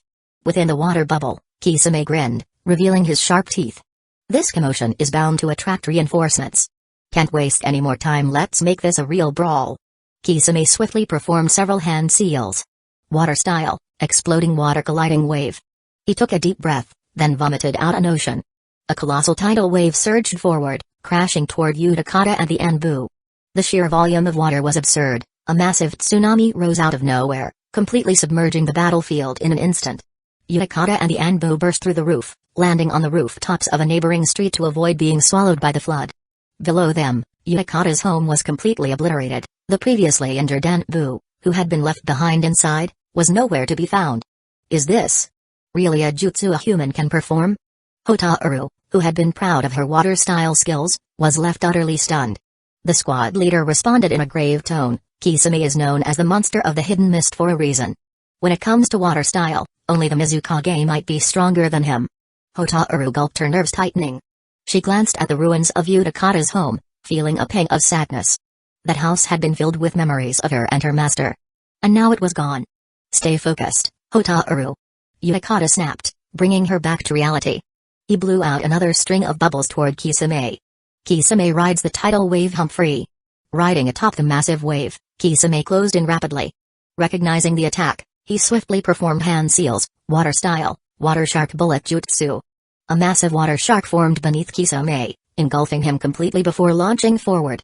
It devoured Utakata's explosive bubbles as it sped toward him. Water style, water formation wall. Utakata, the squad leader, and Hotaru simultaneously raised 3 layers of water barriers. The water shark bullet collided violently against them. The first 2 walls broke apart instantly. The third held for a moment, just long enough for Kisame to burst through, swinging Seimata directly at Utakata. The squad leader barely managed to intercept, raising his sword in defense. Utakata, meanwhile, drew his pipe, a special metal weapon, reinforced to be as tough as a kunai. But compared to Seimata, it looked small and fragile. Master, watch out. Hotaru threw herself forward, shoving Utakata aside. Smash. Seimata slammed into her stomach, sending her flying. She skipped across the water's surface like a stone, before crashing through a building. She didn't move. Hotaru. Utakata let out a furious roar. Suddenly, red chakra erupted from his body, forming 6 tails behind him. The chakra quickly materialized, solidifying into a beast-like form. Ra'ah. Utakata was not a perfect Jinchuriki. He couldn't fully control this transformation. But his rage fueled his desire to kill Kisame. With his newfound speed and strength, Utakata lunged forward. His chakra-coated fist smashed into Kisame's chest. Boom. Kisame was sent flying, smashing through a building, before crashing into another. He coughed up blood. His ribs were broken. TCH. Tailed beast transformations really are a pain. Seimata reacted immediately, wrapping around his wrist. It transferred the chakra it had stolen from Hotaru and the injured Anbu, healing Kisame's wounds. But it wasn't enough. Kisame was still injured, and Seimata was exhausted. The sword stuck out its tongue as if whining, "I'm empty. No more chakra." "Don't worry." Kisame stood up, gripping Seimata tightly. His small eyes locked onto Utakata, and he smirked, "I'll feed you soon enough." The squad leader knew this battle was only getting worse. Seimata was the most troublesome of the 7 swords, able to absorb chakra and even heal Kisame. Meanwhile, Utakata's transformation was unstable. If he lost control, he might attack everyone, including them. He quickly issued orders. Anbu Beta, go request reinforcements. Anbu Gamma, check on the injured Anbu. Anbu Delta, find Hotaru. She might be the only one who can bring Utakata back to his senses. Understood. The Anbu dispersed, leaving the squad leader to support Utakata. Roar. Utakata charged forward, running across the water's surface on all 4s. Kisame responded by slapping the water, summoning 4 massive water sharks, water style, 4 shark rain. The sharks launched at Utakata, but as soon as they got close, they exploded into hundreds of smaller sharks. Utakata shielded himself with his 6 tails, while a powerful energy gathered inside his mouth. A tail beast bomb. Kisame gripped Seimata tightly, then leapt into the air, bringing his sword down as a blinding white light engulfed him. Chapter 292. The miserable fate of Deodara. As the blinding pillar of light faded, Utakata stood on all 4s atop the water, his 6 chakra tails swaying behind him. Wisps of white steam escaped from his mouth as he scanned the surroundings, but Kisame was nowhere to be found. The Anbu squad leader was just as puzzled. That attack had been incredibly powerful, but whether it was enough to leave behind nothing but ashes was another question. At the very least, Seimata should have remained, right? Yet there was nothing. That likely meant Kisame had escaped in time, either by using substitution jutsu or perhaps the one they had been fighting wasn't even the real him. Suddenly, a realization struck the squad leader like a thunderbolt. He shouted without hesitation, "Watch out below!" Whether Utakata, In his tailed beast state, could understand him was uncertain. But as a leader, he had a duty to warn his allies, even if it meant drawing Kisame's attention to himself. And sure enough, the water beneath Utakata surged violently. Saimata emerged from below, slashing at Utakata's body with brutal force. Gah! Utakata was sent flying over 10 meters. The chakra tails behind him completely vanished, leaving behind only a thin red chakra shroud. His skin had already burned and peeled due to his version 2 transformation, but the tailed beast chakra was rapidly regenerating the damage. Utakata regained consciousness, panting heavily as he lay on the water's surface. Kisame, meanwhile, wasn't unscathed either. That attack had been way too close for comfort. He knew that if he had hesitated for even a moment, he wouldn't have survived. But fortunately, he had Saimata. The blade had absorbed a large amount of chakra from Utakata. So much, in fact, that Saimata had noticeably grown in size. It let out a gurgling, delighted noise, like a well-fed beast. Kisame steadied himself, then began walking toward Utakata. Water style, water dragon bullet jutsu. The Anbu squad leader had already been preparing a counterattack. He had swiftly completed the required 44 hand seals, summoning a massive water dragon that rushed toward Kisame. At the same time, the squad leader dashed toward Utakata, intending to rescue him. Stay back. Utakata's voice rang out as red chakra erupted from his body once again. But this time, his entire chakra shroud turned a deep shade of blue. The squad leader immediately halted his approach. Kisame, watching Utakata transform again, lifted Saimata in front of him like a shield. Oh? Another tailed beast form? This one looks different from before. The two forms of Utakata's six tails transformation the Anbu squad leader cautiously observed from a distance. Each Jinchuriki had a unique transformation. For Utakata, his six tails form had two different states. Red form, focused on raw strength, allowing him to fire tailed beast bombs. Blue form, prioritized speed, with his chakra shroud carrying a powerful alkaline property that could corrode anything it touched. Additionally, in blue form, Utakata could spit out corrosive alkaline fluid. A stark contrast to Shikatsu Forest's slug sage, which secreted acidic liquid instead. Kisame was already feeling the effects of the alkaline chakra. His wounds were healing slowly, and his skin burned painfully wherever Utakata's chakra had touched him. This isn't something I can just wash off with water. Even though Saimata's healing ability was incredible, the constant corrosion was wearing him down. In that case, I'll just slice you up again. Kisame grinned fiercely and charged forward. Utakata, in blue form, was faster than ever. He dodged at the last second, appearing behind Kisame in an instant. What? Before Kisame could react, he was slammed in the back with a devastating chakra-enhanced strike. Blood sprayed from Kisame's mouth as he staggered forward. Before he could regain balance, Utakata followed up with another strike hitting Kisame's ribs and sending him flying sideways. Kisame struggled to stand, his back and ribs dripping with blood, steam rising from the corroded wounds. That felt like strong alkali. For the first time in years, Kisame felt genuine pain. That bastard is fast and his chakra is corrosive on top of that? What a pain. But Kisame was a veteran warrior. He knew that, despite the pain, he had one undeniable advantage. His resilience. If my wounds keep reopening, then I'll just keep healing.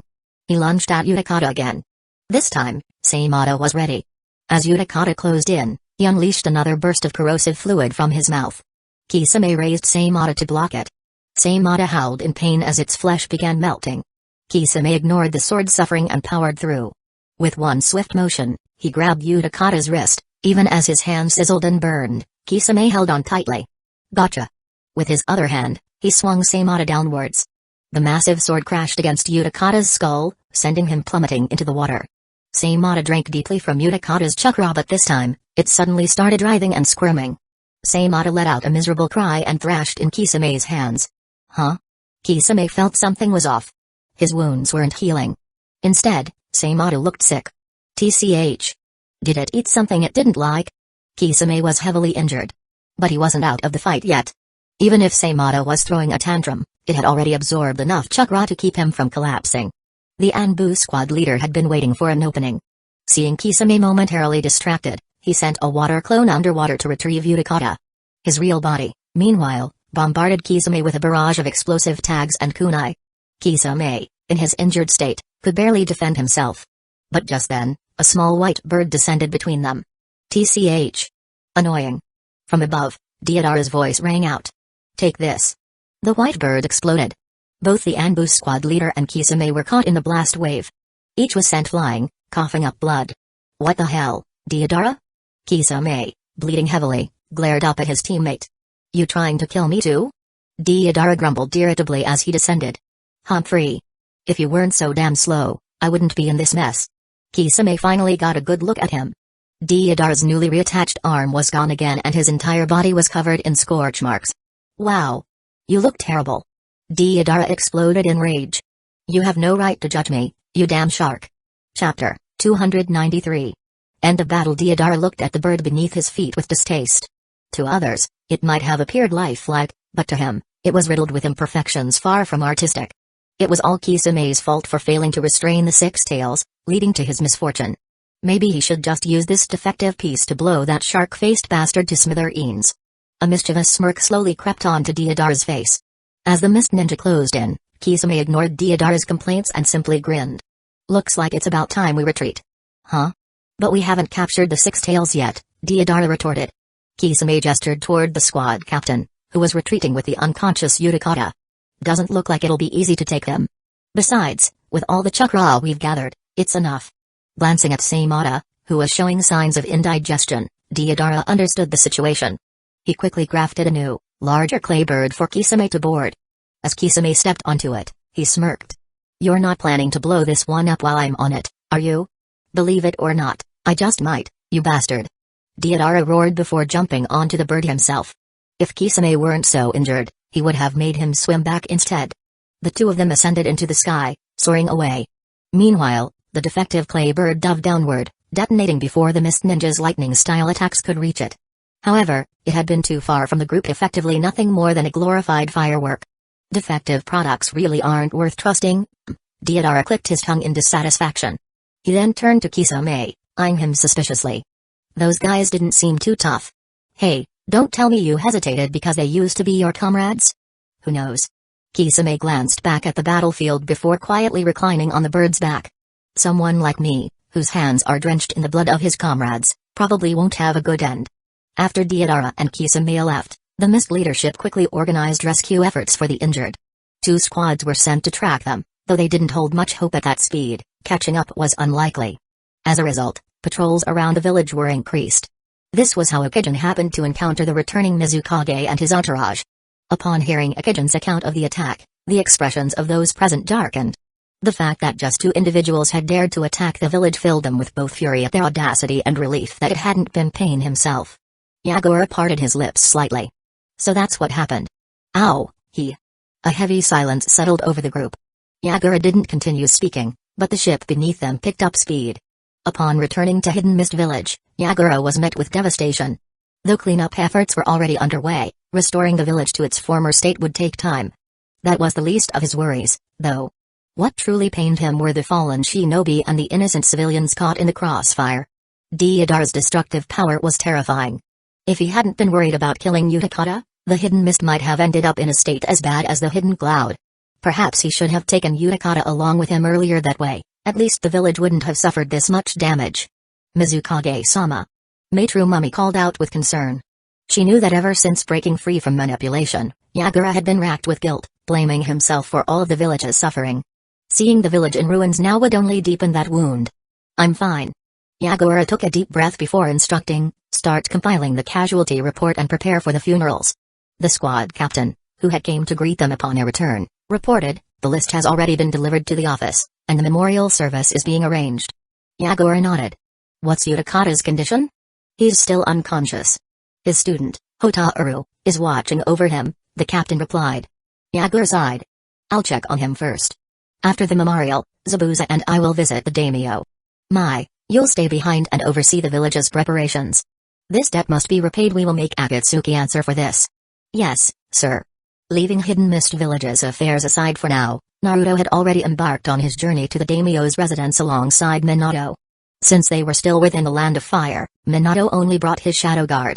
Kakashi and the others remained in Hidden Leaf Village, tending to their respective duties, whether it be battle preparations or well-earned rest. As for Naruto, he had insisted on tagging along, eager to see more of the world. He was particularly curious about this figure, one who wielded great political power despite having little combat ability. He also wondered, since the 12 Guardian Ninja had disbanded and Hidden Leaf Village hadn't assigned any new bodyguards, Why had no one attempted to assassinate the daimyo? Dad, how many times have you met the daimyo? Naruto asked. Minato thought for a moment before replying, once before I became Hokage, once after the third shinobi war ended, and once after that Chunin exam incident. So basically, only when something big happens? Naruto pressed. Not exactly. We report to the daimyo about the village's mission revenue roughly every 3 months, and at the end of the year, we provide a detailed breakdown of our ninja forces. The daimyo needs to stay informed about our military strength to allocate funding accordingly. But most of this is handled through written reports. Oh, I get it. It's like quarterly reports, year-end summaries, and budget applications, Naruto mused. That's one way to put it. Minato chuckled. I like those terms, let's call them that from now on. Naruto felt like his dad was focusing on the wrong part of the conversation. He tried again, so what kind of person is the daimyo? That's hard to say. My impression of him is that he's quite easygoing, maybe because Hidden Leaf Village and the daimyo's office have always had a good relationship, Minato replied. He doesn't interfere much in the village's affairs and always provides funding without hesitation. A generous, hands-off investor who wouldn't like that? The departed fourth Kazekage, Raza, would have wept in envy. If only the Land of Winds daimyo had been even half as generous, he wouldn't have had to gamble his life away. The capital of fire wasn't too far from Hidden Leaf Village. At their travel speed, they departed in the morning and arrived by the afternoon. The city was bustling with activity, though it had a different aesthetic from Hidden Leaf Village. The streets were wider, and the buildings stood taller, giving it a much more modernized feel compared to Hidden Leaf Village. However, horse-drawn carriages still dominated the streets. The era of automobiles seemed like a distant dream. Naruto had visited the capital before. During missions he had even sneaked off with both Hyuga sisters for a day of fun. Of course, he had genuinely wanted to take Hinata along, while Hanabi had simply clung to her sister, throwing a tantrum until he gave in. This wasn't the first time it had happened. Naruto had no choice but to appease Hanabi with delicious treats before escorting her back. He wasn't sure if it was because both he and Hinata had spoiled her too much, but lately, the little girl had grown increasingly gluttonous. Whenever she saw Naruto, she practically drooled, treating him like her personal food supplier. Chapter 294. Someone has to try. Fortunately, Hanabi had always maintained her taijutsu training, so she hadn't gained weight despite her love for food. Only after sending Hanabi off could Naruto and Hinata properly enjoy their date. And on their way back, Naruto never forgot to bring some snacks for Choji. If there were a favorability system, Choji's score might have been higher than Hinata's by now. Since he had been to the capital many times, Naruto was familiar with the area, especially the food and shopping streets. However, he had never visited the daimyo's residence before. Under Minato's lead, the group arrived at the entrance of the daimyo's estate. The guards, after verifying their identities, went inside to report. After a short wait, they returned and guided Naruto and the others inside. From the outside, the daimyo's estate looked even more grandiose than the Uchiha and Hyuga compounds. Inside, the lavish decorations screamed of wealth and extravagance. Unlike the Hokage, who had separate living quarters and an office, the daimyo had an entire building designated as his office, while his residential area was located beyond artificial hills and a man-made lake. Following the guards, they arrived outside the meeting room. A guard knocked loudly and announced, "My lord, the Hokage has arrived." A slow, deliberate voice responded from within, "Enter." The guards opened a door, allowing Minato to step inside. Only Naruto and Shizue followed him, while the rest of the entourage was led to a waiting area. Inside the meeting room, in addition to the daimyo, 4 high-ranking ministers were present. It was unclear whether they had been in the middle of a meeting or had gathered specifically for Minato's arrival. Lord Daimyo.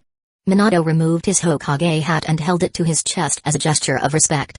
"Ah, Minato, it's been a while," the daimyo greeted warmly, seated at the head of the meeting table, smiling as he observed the Hokage. Naruto took the opportunity to scrutinize him. The daimyo of the Land of Fire appeared to be in his 50s, not too fat or thin, clean-shaven, and dressed in a style reminiscent of the previous era. He also wore an ornamental headpiece resembling a fan, adorned with flame patterns. It was likely a symbol of office, much like the Kage hats. As Minato had described, the daimyo exuded a friendly and approachable demeanor. Perhaps noticing Naruto's gaze, the daimyo turned to him and said, "This must be your son, right? He looks just like you.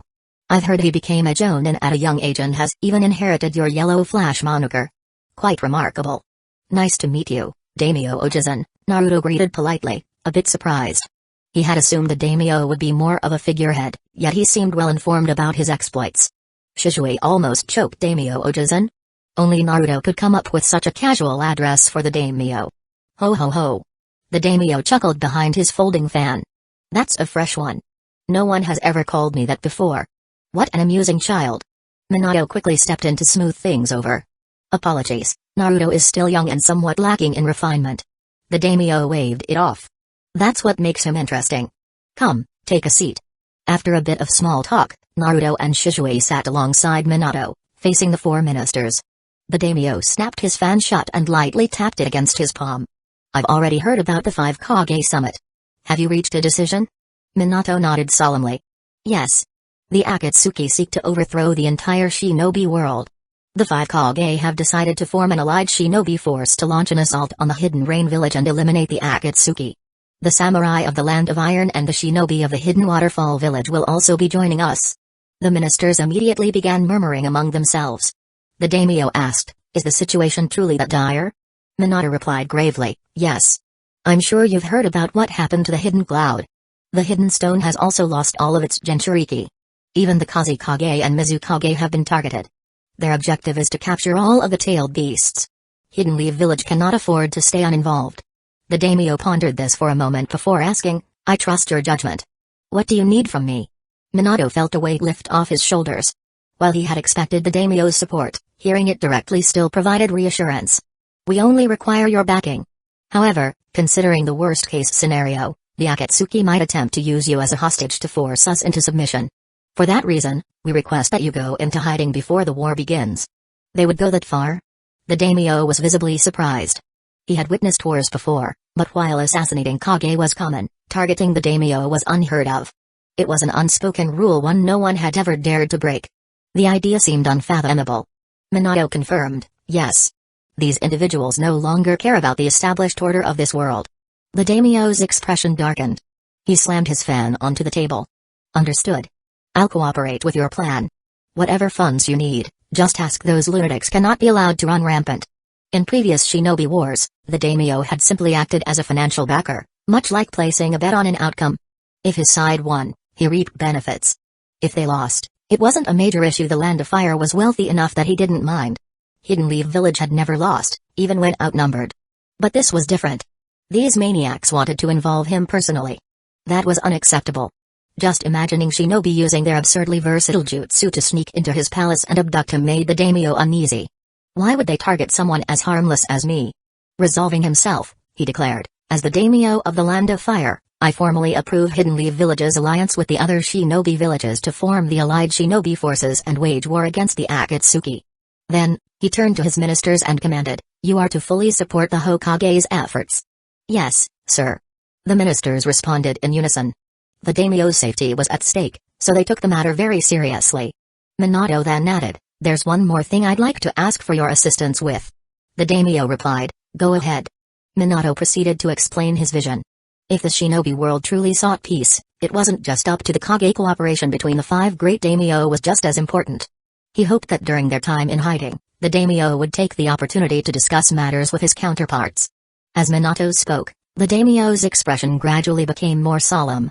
After a long pause, he exhaled deeply and murmured, peace, huh? Even your first Hokage, Hashirama Senju, failed to achieve that. Do you really think you can do better than him? Minato didn't claim he would become the greatest Hokage or make grandiose declarations. Instead, he simply smiled with quiet confidence. Someone has to try. I can't guarantee the outcome, but if I don't strive to surpass those before me, then what was the point of the first Hokage entrusting the village to us? Chapter 295. Not artistic at all. As Naruto followed Minato out of the daimyo's estate, he couldn't help but marvel at how cool his father had just been. He had seen the admiration practically overflowing from Shizue's eyes. Shiranui Gemma, Yuja Yuzuki, and Hidden Stone's village Tatami were assigned to stay behind as the daimyo's personal guards. All 3 were highly capable shinobi and proficient in the Flying Thunder God Jutsu, meaning they could evacuate the daimyo immediately if necessary. Naruto could have done the job himself, but there were plenty of things only he could do. He couldn't be responsible for everything. Back in the meeting room, the daimyo leisurely fanned himself again. One of the ministers asked, Lord Daimyo, do you really believe the 4th Hokage can accomplish what even the 1st Hokage could not? Who knows? The daimyo chuckled. But he did remind me of a dream I once had when I first inherited this position. Your dream? Yes. Back then, I also wanted to surpass my predecessors and achieve something greater, the daimyo reminisced with a touch of nostalgia. But as the years passed, I nearly forgot about it. The ministers fell silent, reflecting on their own aspirations. Had they, too, once dreamed of something more? Meanwhile, the other Kage were also meeting with their respective daimyo. The daimyo of the Land of Lightning was the most decisive. Upon hearing the Rukonga's request, he immediately approved it. As a ruler of a great nation, he valued maintaining their status among the 5 great shinobi countries. The coalition isn't a problem, but is the hidden cloud still strong enough to stand alongside the other villages? The daimyo questioned, his confidence in the village somewhat shaken. Our elite forces remain intact. We will not bring shame upon the Land of Lightning, the Rukongai declared with absolute conviction. Then it's decided, the daimyo affirmed his support. The daimyo of the Land of Earth was also easy to persuade. He believed in Anoki's judgment, trusting that the Sushi Kage's decisions would ultimately benefit their nation. Even when Anoki emphasized that this time, he was thinking of the entire shinobi world rather than just the Land of Earth, the daimyo remained supportive. If the entire shinobi world becomes more stable, that can only be beneficial for us as well. Do what you must, he agreed. The daimyo of the Land of Water, on the other hand, was visibly anxious. Seeing the grim expressions of Yagura and Zabuza made him uneasy. In truth, neither of them intended to intimidate him. The recent attack on the village had left many dead, and they had been somber ever since. But with Yagura's prominent scar stretching from his left eye to his jaw and Zabuza's face partially covered by bandages combined with his lack of eyebrows, their natural resting expressions were enough to terrify the already nervous daimyo. Since all 5 Kage are in agreement and the Mizukage has made his decision, I will not object. The Akatsuki are indeed a dangerous force, the daimyo conceded, albeit hesitantly. Only the daimyo of the Land of Wind was reluctant because war meant spending money, and spending money pained him. Amusingly, while the Land of Wind was the poorest among the 5 great nations, its daimyo was the most overweight. If someone wrote a large, food, kanji on his chest, he wouldn't look out of place as a member of the Akimaki clan. Kazekage, I understand your desire to eliminate threats to the shinobi world, but don't you think forming an allied force is excessive? You must consider that our budget is very tight, the daimyo said, clearly trying to shift the burden onto the other villages. Temari and Kankuro glared at the daimyo's jiggling belly. Where exactly is the budget tight? Gaara, however, remained unfazed. They are a powerful group that will stop at nothing to achieve their goals. It's not impossible that they would attack the daimyo of each nation as a means of exerting pressure on us. Working with the other villages is the best course of action. Suddenly, the budget didn't seem so tight. The moment his own safety was on the line, the daimyo became remarkably clear-headed. Now was definitely not the time for penny-pinching any more frugality, and he might end up saving himself into a grave. He coughed awkwardly and declared, if they are truly that dangerous, then I approve. Hidden Rain Village Conan and Pain, Tendo, stared at the 3 items placed before them, unsure of what to say. The 3 offerings were, 1. A mutated white zetsu. 2. Seimata looks like it had indigestion. 3. A barely alive monk, Fa Yi. Are you sure this will work? Pain asked the massive Venus flytrap-like figure in front of him. Conan's expression mirrored the sentiment. Are you joking? It doesn't have to be a full-tailed beast so long as we have sufficient chakra, it will suffice, Black Zetsu insisted, eager to explain. This white Zetsu absorbed a significant amount of the 3 tails chakra using the spore jutsu. Seimata has taken in chakra from the 6 tails.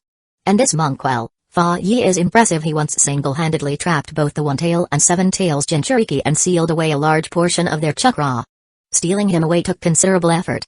He continued, as long as we have them absorbed into the demonic statue of the outer path. Hey, Kisame, don't look at me like that.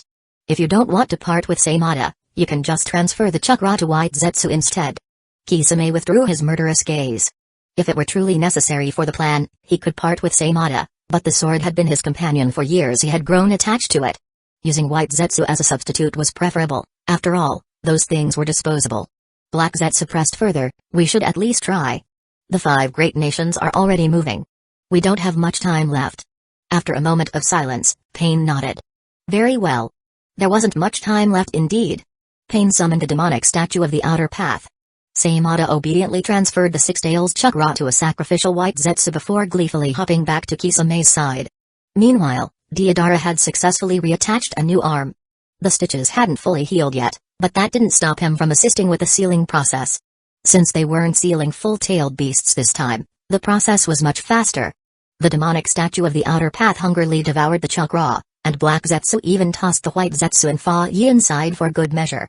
The statue had 9 eyes, with one opening each time a tailed beast was sealed.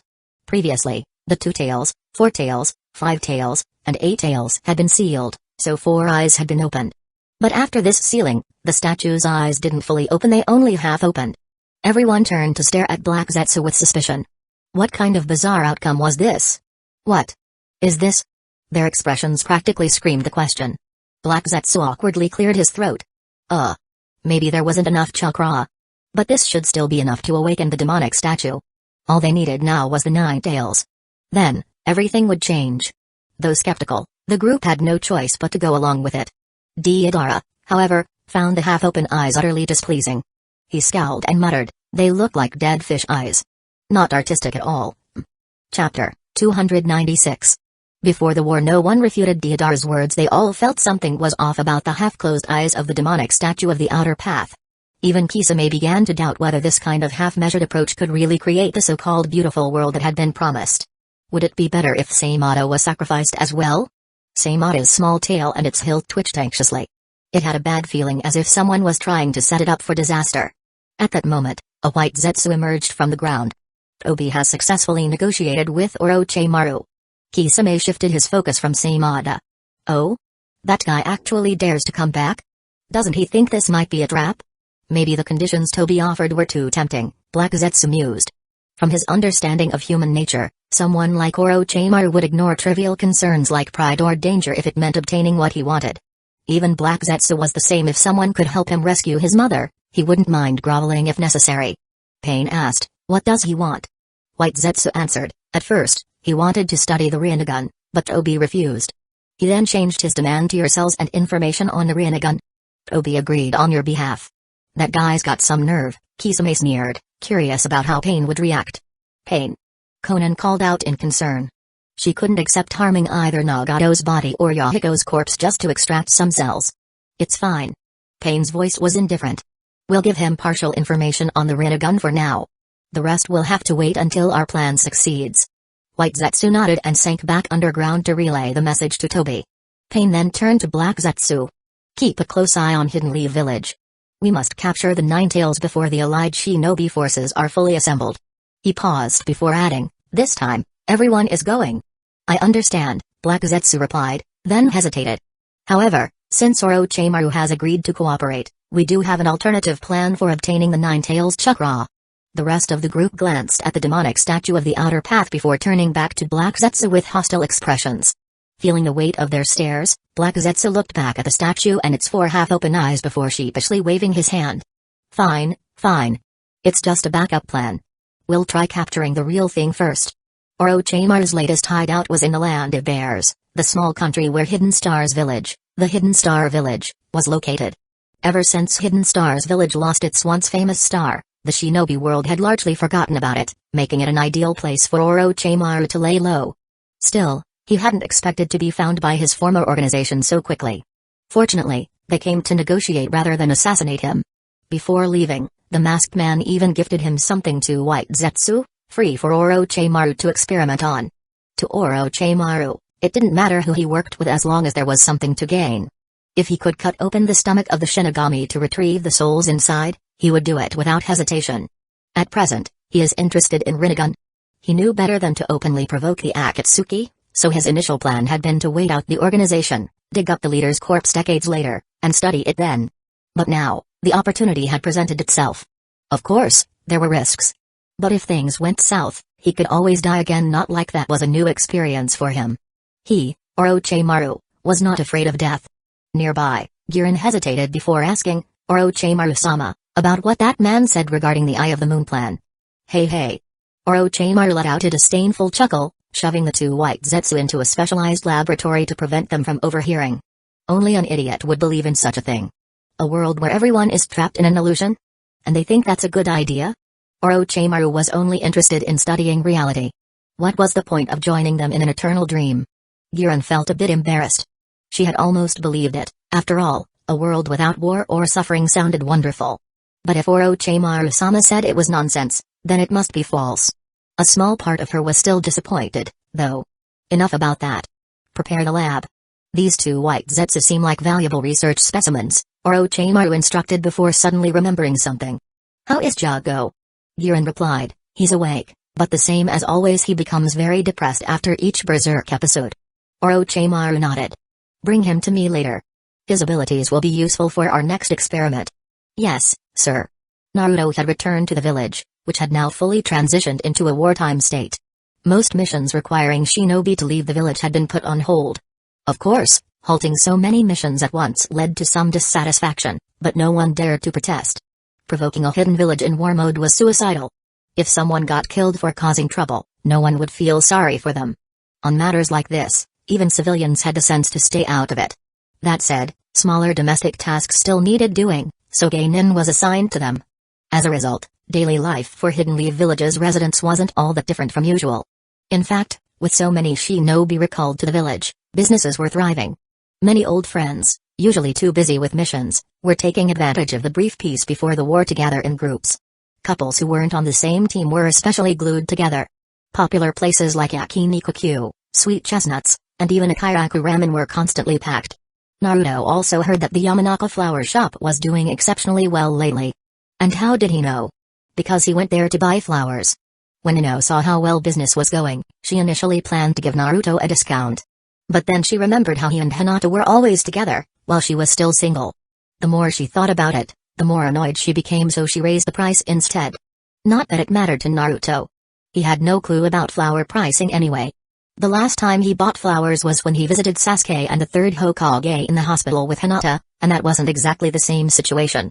He watched as Ino carefully arranged the bouquet, explaining the meanings behind different flowers, the importance of contrast, and even how to choose the right wrapping paper and ribbon.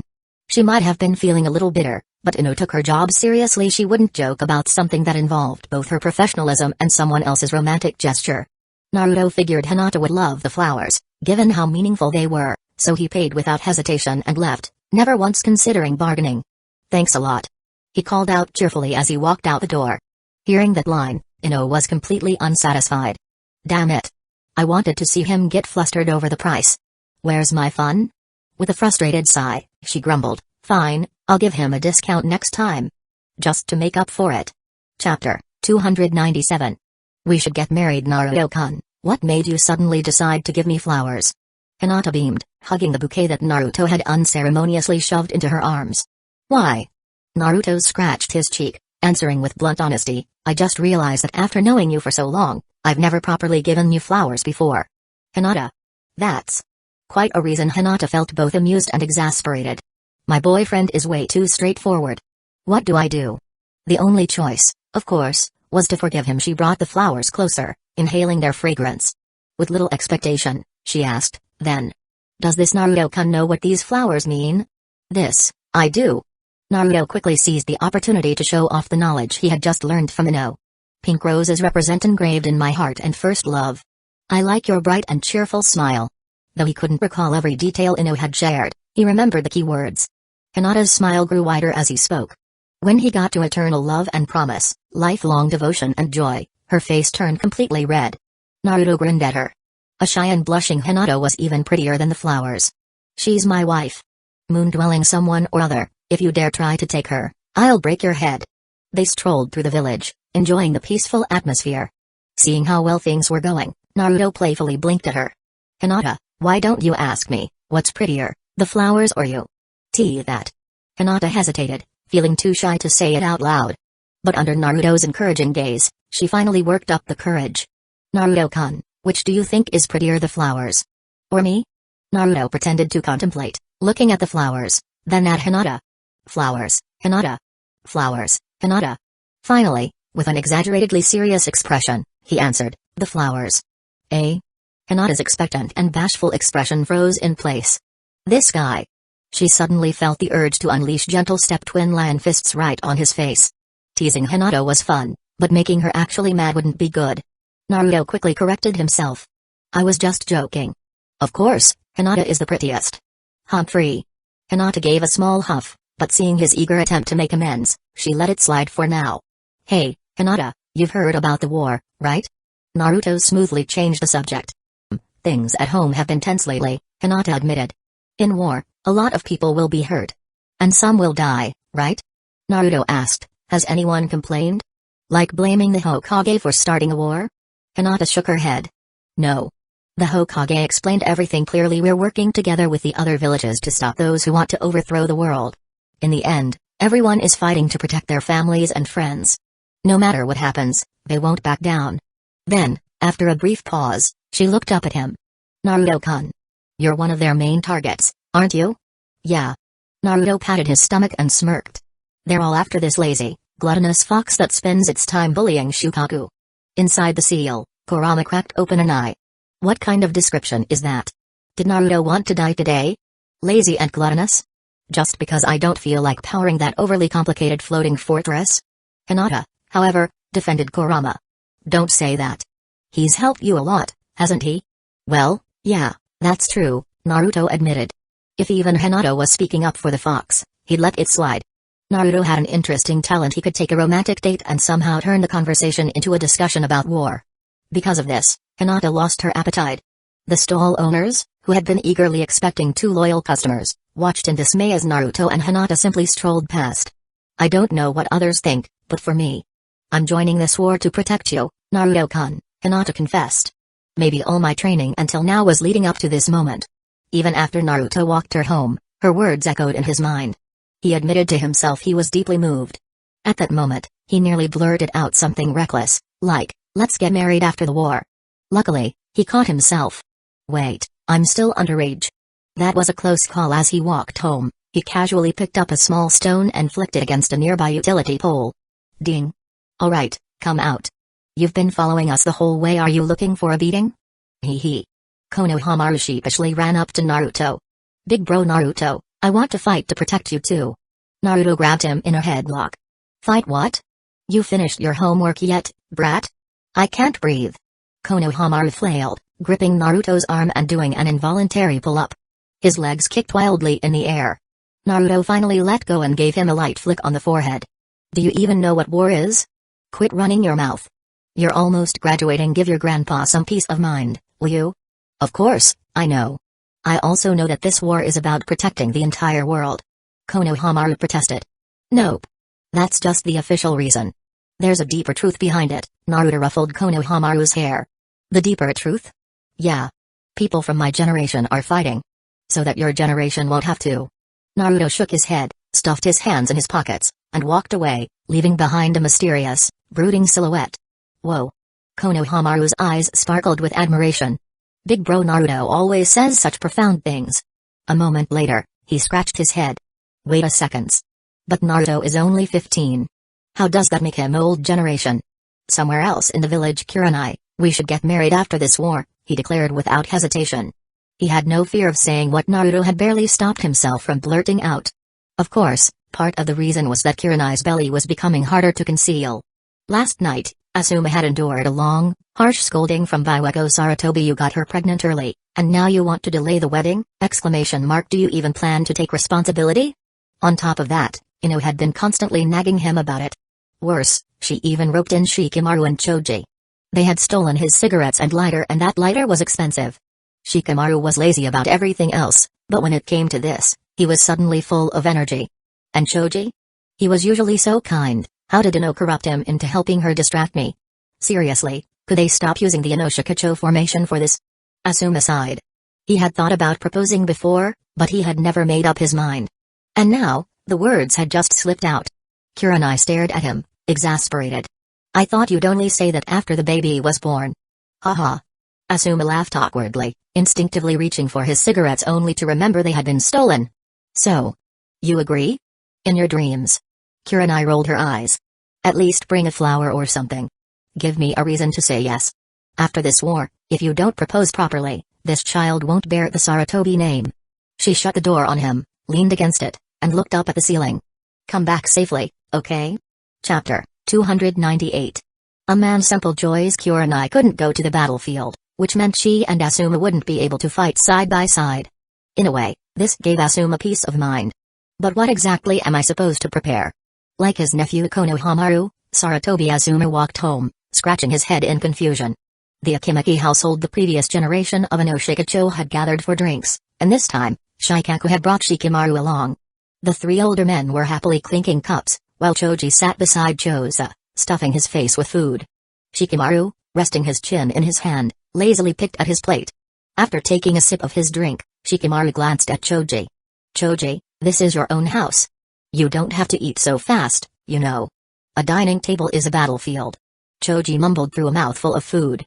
But as he spoke, he suddenly choked, his face turning red. Shikamaru sighed and grabbed Choji's cup, refilling it with juice before setting it down in front of him. Told you to slow down. Gulp gulp gulp, ah. Choji downed the drink, then patted his stomach with satisfaction. Thanks, Shikamaru. I don't usually get to eat grilled meat at home. The restaurants have been so packed lately, so I haven't been able to enjoy it properly. Shikamaru sighed knowingly. Yeah.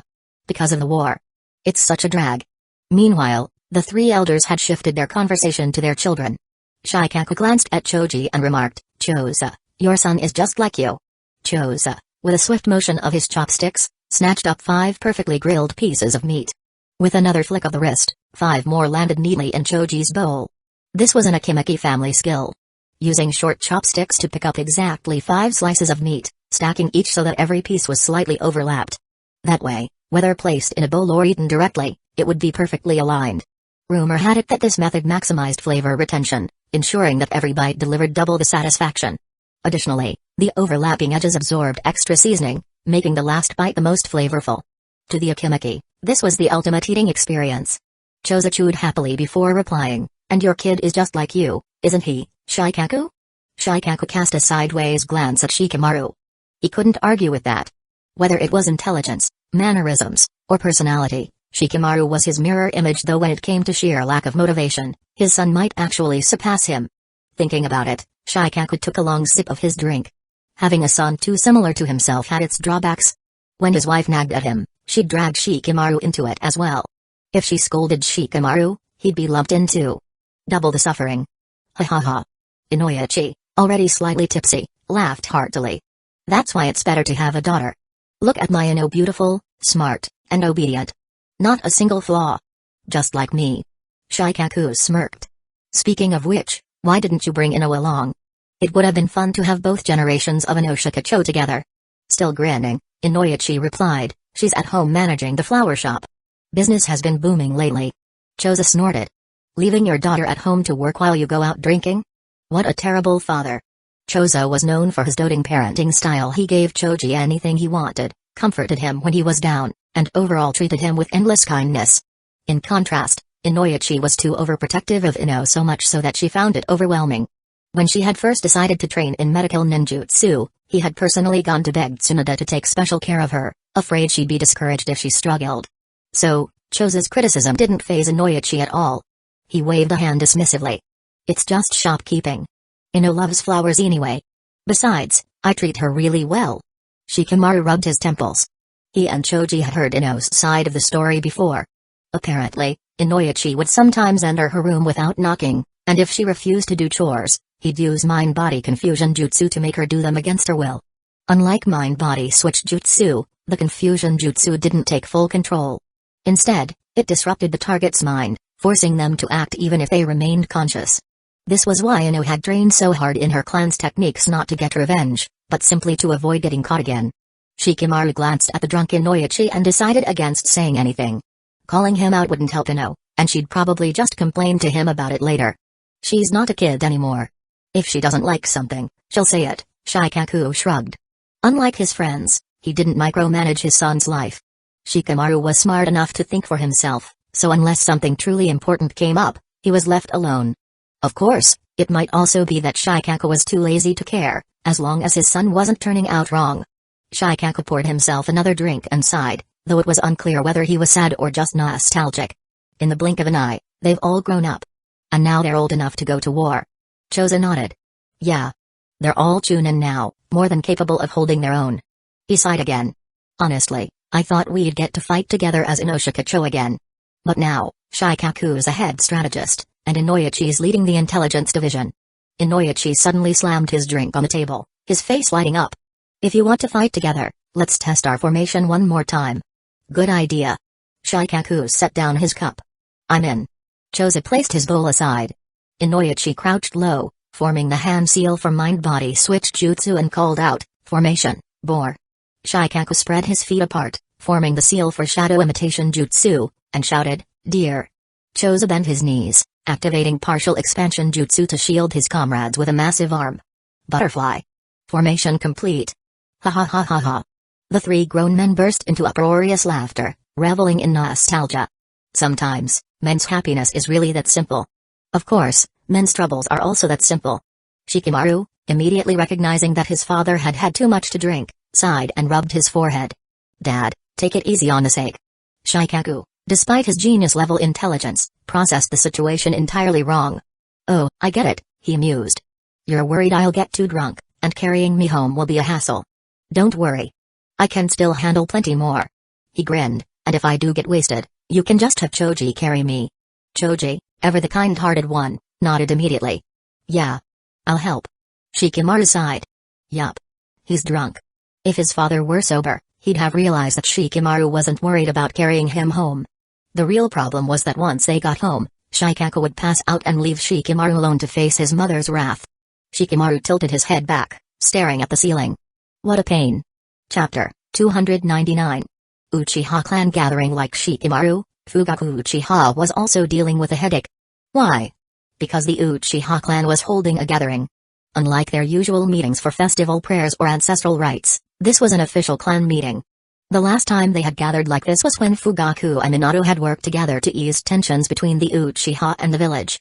At the time, Minato had fulfilled his promises to the clan, and Fugaku had successfully persuaded the majority of Uchiha members. Of course, some stubborn elders had refused to trust the village, insisting on a coup. But the younger generation either admired the fourth Hokage or looked up to Shizue and Itachi, so no one really paid attention to the old troublemakers. After the meeting, Fugaku personally visited each of those dissenters for a talk. The reasonable ones voluntarily stepped down from their clan positions, agreeing to leave the future to the younger generation while they enjoyed retirement. As for the unreasonable ones, Fugaku assigned them to important missions and high-risk jobs that only the wisest and bravest could handle. Sure, these missions were extremely dangerous, but the clan believed in their abilities. If they succeeded, well, they'd get another equally dangerous mission. If they didn't, well, ninjas dying in action was perfectly normal, wasn't it? Fast forward nearly a decade, and the Uchiha was now just another big family in a Hidden Leaf village, much like the Nara and Akimaki. The Nara could be lazy. The Akimaki could be gluttonous. So what if the Uchiha were a little proud? Or, if we're being honest, a little tsundere, where's Sasuke? Fugaku glanced at Mikoto and Itachi. Mikoto shook her head. Sasuke said that instead of coming to a boring meeting, he'd rather use his time to train and get stronger. This is an important pre-war morale meeting. He can't just skip it, Fugaku frowned. Itachi, go bring him here. That might be difficult, Itachi replied with a small smile. Sasuke went to Richie Cave. Fugaku sighed. That boy. You two spoil him too much. He needs to learn to make decisions based on the situation. We'll let it slide this time, he relented. But the next time, no exceptions. Mikoto covered her mouth, giggling. This wasn't the first time Sasuke had been too stubborn, and every time, Fugaku had said, no exceptions next time. Itachi, on the other hand, kept a perfectly composed expression. He had been trained not to laugh at the wrong time. Fugaku stood at the front, arms crossed, his sharp gaze sweeping across the gathered Uchiha. His stern expression, squared jaw, and slightly downturned lips created an intimidating presence. Everyone, as Fugaku spoke, the chatter in the hall gradually died down. Well, except for one corner. 294, 295. Fugaku ignored it and continued, today's gathering is to discuss the upcoming war, 296, 297. Once we step onto the battlefield, we will not be just Uchiha, we will be shinobi of Hidden Leaf Village, members of the allied shinobi forces, 298, 299. We will obey the orders of the 4th Hokage and our squad leaders without question, 300, 301. Even if we must fight alongside people we dislike or even enemies, 302. Fugaku, grave accent, Gen, Gi, Jiro. The counting stopped immediately. 3 figures snapped up from the floor, standing at attention with military precision. Clan leader, sir. Fugaku pointed to the door. Get out. Yes, sir. Gen and Gi quickly made their way out. But as they reached the exit, Gen suddenly did a forward roll. Jiro's eyes widened. I see. Even when rolling out, I must not be outdone. Gen. He followed with his own forward roll. Gee, I won't lose either. He, too, did a roll. PFFT, Izumi couldn't hold back and burst into laughter. She immediately clamped her hands over her mouth, eyes darting around in panic. Ha ha ha. Another person chuckled. Ha ha ha ha. A third. Then, a fourth. Like flipping a switch, the once serious meeting dissolved into chaos. Fugaku rubbed his temples. Where was I again? Damn it. I worked so hard to set the atmosphere, now I want to kill those 3 idiots. But in the end. Fugaku gave up. Forget it. Back in the past, this type of meeting would have been monitored by a certain retired Hokage and a certain retired Hokage advisor. Fugaku had always been very aware of this and extremely annoyed. But now, Minato wouldn't even think of spying on him. And even if he did, what was there to see? A bunch of morons rolling around and cracking jokes? Knock yourselves out. Meanwhile, outside the Uchiha meeting, Gen, Gi, and Gero weren't disappointed about being kicked out. Listening to a speech? Boring. Training with Might Gay? Now that was something that truly ignited their youth. Perhaps inspired by Fugaku's Get Out. They had an idea. After rolling out of the hall, they switched to backflips. Their new goal? Backflip around all of Hidden Leaf Village. As they continued flipping, they thought, Gay-sensei must be doing something even more youthful right now. Somewhere else. A youthful challenge. Might Gay declare, flashing a sparkling thumbs up at Kakashi. Alright. Kakashi lazily lifted a hand. No. Gay dramatically crossed his arms in an X. We cannot settle a pre-war rivalry with just rock paper scissors. Kakashi sighed. Then what do you want to compete in? Gay stroked his chin, deep in thought. What should we compete in? Kakashi exhaled and suggested, how about a race? The first 1 to 20 bookstore wins. Gay frowned. A race is fine, but... Why the bookstore? Kakashi replied matter-of-factly, because Jiraiya-sama's new book was just released. I finally have time to buy it. Actually, Jiraiya had already gifted him a signed, limited edition copy. But Kakashi still wanted to buy another one. Because Kakashi was Jiraiya's true #1 fan. Well then. Kakashi glanced at Gay. Are we racing or not? Chapter 300. The Akatsuki takes action. Wait a second. That distance is way too short. We should at least run from here to the village walls and back to the bookstore. Gay protested. Kakashi waved him off. No way, that would take too long. Gay, determined to stir Kakashi's competitive spirit, smirked. If you win, I'll pay for your book. Alright, let's start. Kakashi agreed instantly. Gay felt something was off but couldn't pinpoint it. Oh well. He picked up a small stone and tossed it into the air. We start when it hits the ground. Thud.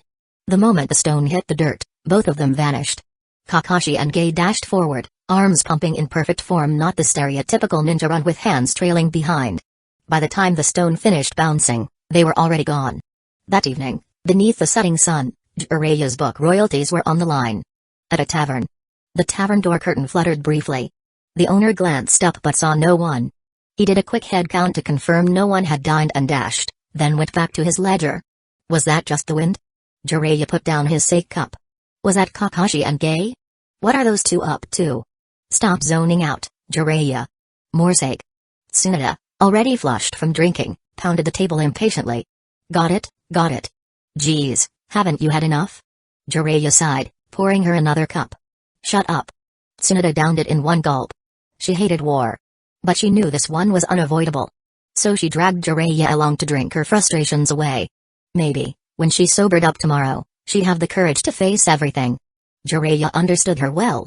That's why he let her do as she pleased. Though Tsunade was a drunkard, a gambler, and had a violent temper, he still knew she was a good person. He wasn't fond of war either. But this time, he felt a strange sense of anticipation. The great Toad Sage once said, "My disciple will bring great change to the shinobi world." Maybe. This war is the moment of that prophecy. Tsunade gave him a drunken glare. All you ever do is talk about prophecies. Instead of leaving everything to your students, why don't you try to change the world yourself? She took another sip and muttered, that Toad Sage too. Who knows if the future turns out a certain way because it was meant to be, or if it's just because you and Minato were dumb enough to chase after those words. Jiraiya blinked. Whoa. That actually made a lot of sense. Was she really drunk, or just pretending? She even dared to badmouth the great Toad Sage. Yeah, she must be truly wasted. Jiraiya let out a half-hearted laugh. You're not wrong. I've spent my whole life chasing a prophecy. not even knowing if I'll ever see the result. My serious novels never sell, the woman I love rejects me every time. I guess I really am an idiot, huh? PFFT. Tsunade scoffed. Who'd love a man who's never home? That'd make them an idiot too. Jiraiya smiled wryly. Yeah. Maybe a guy like me is destined to keep wandering without ever reaching a destination. Tsunade, now half asleep on the table, mumbled something.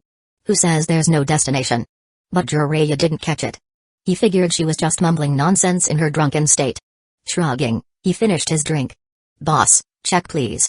The tavern owner eagerly ran over, holding out a copy of Makeout Tactics and a pen. Jiraiya-sama. Could I get your autograph? Oh? You're a fan? Jiraiya brightened. Of course. Even in his 40s, having a dedicated fan base felt nice. He signed his name with a flourish. The owner beamed with gratitude and said, "Thank you so much. I've read every book in the series. How about an 80% discount for this round?" Now that's a deal. Jiraiya settled the bill, then slung one of Tsunade's arms over his shoulder and helped her stumble out of the tavern. They couldn't count on Shizune this time. She was stuck handling all the paperwork Tsunade dumped on her. Tsunade-sama is so irresponsible. Next time, I swear I won't cover for her. Shizune grumbled while scanning through document after document. Tun-tun, oink. Sakura giggled. Tun-tun's right, Shizune-senpai. You say that every time, yet here you are. Shizune scowled. TCH. You're one to talk to. You're stuck covering for her too. With an evil grin, she dropped a stack of paperwork onto Sakura's desk. Since you're so cheerful, why don't you handle these? Shizune-senpai. Nauru. As the war approached, everyone had their own way of preparing. Rock Lee, Gen, Gi, and Giro trained through their usual insane workouts. Neji and Hayashi sparred. Tenten meticulously checked her weapon stockpile while dreaming of using Flying Thunder God and Rasengan on the battlefield. Kiba and Akamaru ran laps through the forest. Shino disappeared. Doing whatever it is Shino does. Yakumo inspected her painting supplies and pigments. Each shinobi had their own method of coping. At the border of the Land of Rain, Pain narrowed his eyes. Where is Orochimaru? Facing the powerful members of the Akatsuki, Giran felt a cold sweat forming. She forced herself to answer, Orochimaru-sama's research is at a critical stage. He said he would appear when necessary. But, she lifted her chin slightly. I have brought a powerful army in his place. Deidara scoffed. TCH. That snake is always scheming. No wonder Sasori hated him. He clenched and unclenched his recently reattached arm, feeling it regain strength. His clay supply was also fully stocked. He was itching to blow up that little blonde brat who had chased him all over before. Kisame gave a toothy grin and asked, a powerful army? You mean? Just you? No. Giran shook her head and gestured behind her. They are. A low rumbling noise filled the air. A massive horde of creatures marched forward, their shapes grotesque and unnatural. These were the twisted results of Orochimaru's experiments, built on Burial's research. Giran raised her hand. Instantly, the monstrous troops came to a synchronized halt. She pointed at one. Number 1. A wolf-sized creature stepped forward. Then, with unnatural precision, it stood up on 2 legs. Giran introduced it proudly. This is the weakest among them. It has the strength of a bear, the eyesight of a hawk, the speed of a leopard, and the hearing of a wolf. The Akatsuki members watched with various expressions.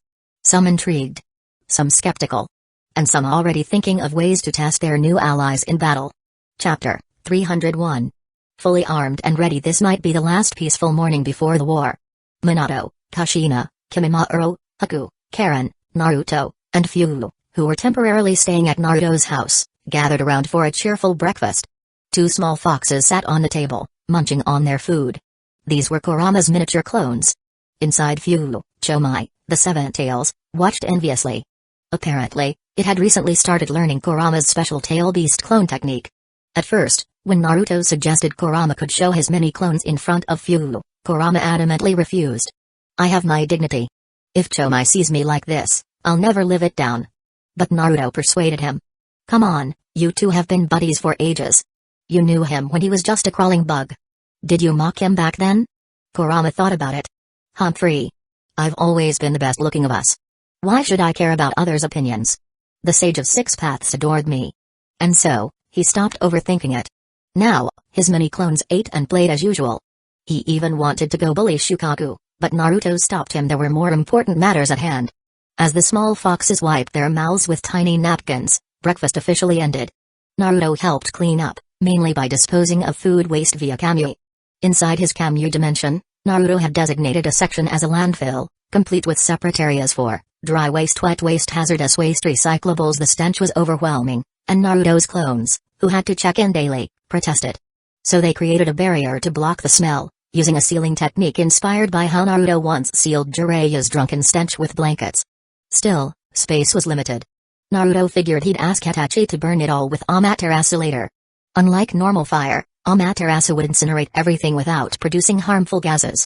For now, the storage, rest, and entertainment zones remained off-limits. He wasn't about to let enemies take advantage of his space. Just as Minato was about to give orders. Knock, knock. A voice from outside called, "Hokage-sama, urgent intel from the border." The atmosphere instantly tensed. "Come in," Minato ordered. A messenger from the intelligence division entered and handed Minato a note.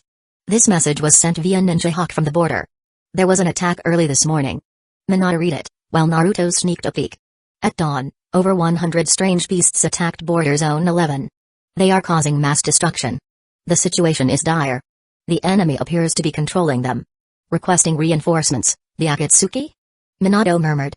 He knew one of Pain's bodies specialized in summoning creatures. But why attack the border instead of sneaking into Hidden Lee Village first? Naruto, send your clones to investigate. On it. There's a warp point near Zone 11. Naruto immediately sent out 5 clones to scout. Minato folded the note. Everyone, prepare for battle. We may deploy at any moment.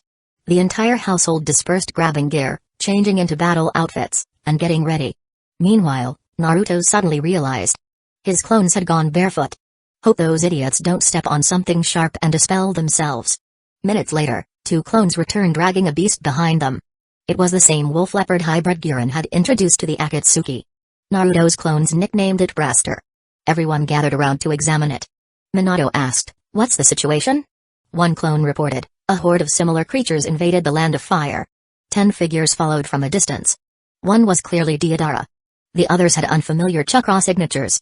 The clones captured a sample and sent another team to evacuate the wounded. Minato frowned. Deidara. That's the Sushi Kage's former disciple. So it's definitely Akatsuki. He turned to Braster, who was snarling and struggling against the clone. Are all the creatures like this? The clone replied, this one is one of the smaller ones. The biggest is about a third the size of Gamabunga. They're all weird hybrid creatures stitched together from different animals. Strength-wise, an average Chunin like Iruka-sensei might struggle against them. Naruto scratched his chin. This reminds me of Hiruko's experiments. That guy also made stitched-up mutant monsters. But Hyuga was burned to ash long ago. Maybe someone got their hands on his research? Minato nodded. That's possible.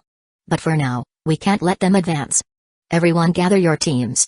Naruto's clones will escort you to the battlefield. I'll organize additional reinforcements immediately. If you encounter Akatsuki, do not engage recklessly. Confirm their identities first, then act accordingly. Understood. The group saluted and rushed off.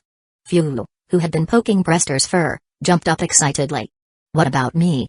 What about me? I wanna help too. Minato thought for a moment. For now, you'll join Haku and Karen's team. Since Kira and I can't fight, Haku will be the squad leader. Yes. I'll listen to Big Brother Haku. Few cheered. Naruto stiffened. Did she just call Haku Big Brother? Immediately, he imagined Haku's gentle fist precision jabbing his pressure points. Naruto barely stopped himself from groaning. As everyone scattered, Naruto's clones escorted them. Minato pointed at the captured Braster. Send this to the Inuzuka clan. They weren't just dog trainers, they had vast knowledge of wild beasts, and the village's best veterinarians worked there. They'd know how to handle this creature. One of Naruto's clones sighed. Fine. Honestly, they had wanted to roast it and see if it tasted good. As the battle teams mobilized, Naruto's clones stayed ahead of the monster horde, leaving marker points along the way. This ensured that Hidden Lee Village's reinforcements could reach them quickly. The Akatsuki's invasion had begun, and now, Hidden Lee Village was moving to stop them. Chapter 302. Sakura's jealousy. The beast horde wasn't moving particularly fast, so Naruto's shadow clone, instead of simply running ahead, was wasting time drawing S-shapes and M-shapes, with his movements being as obnoxious as possible.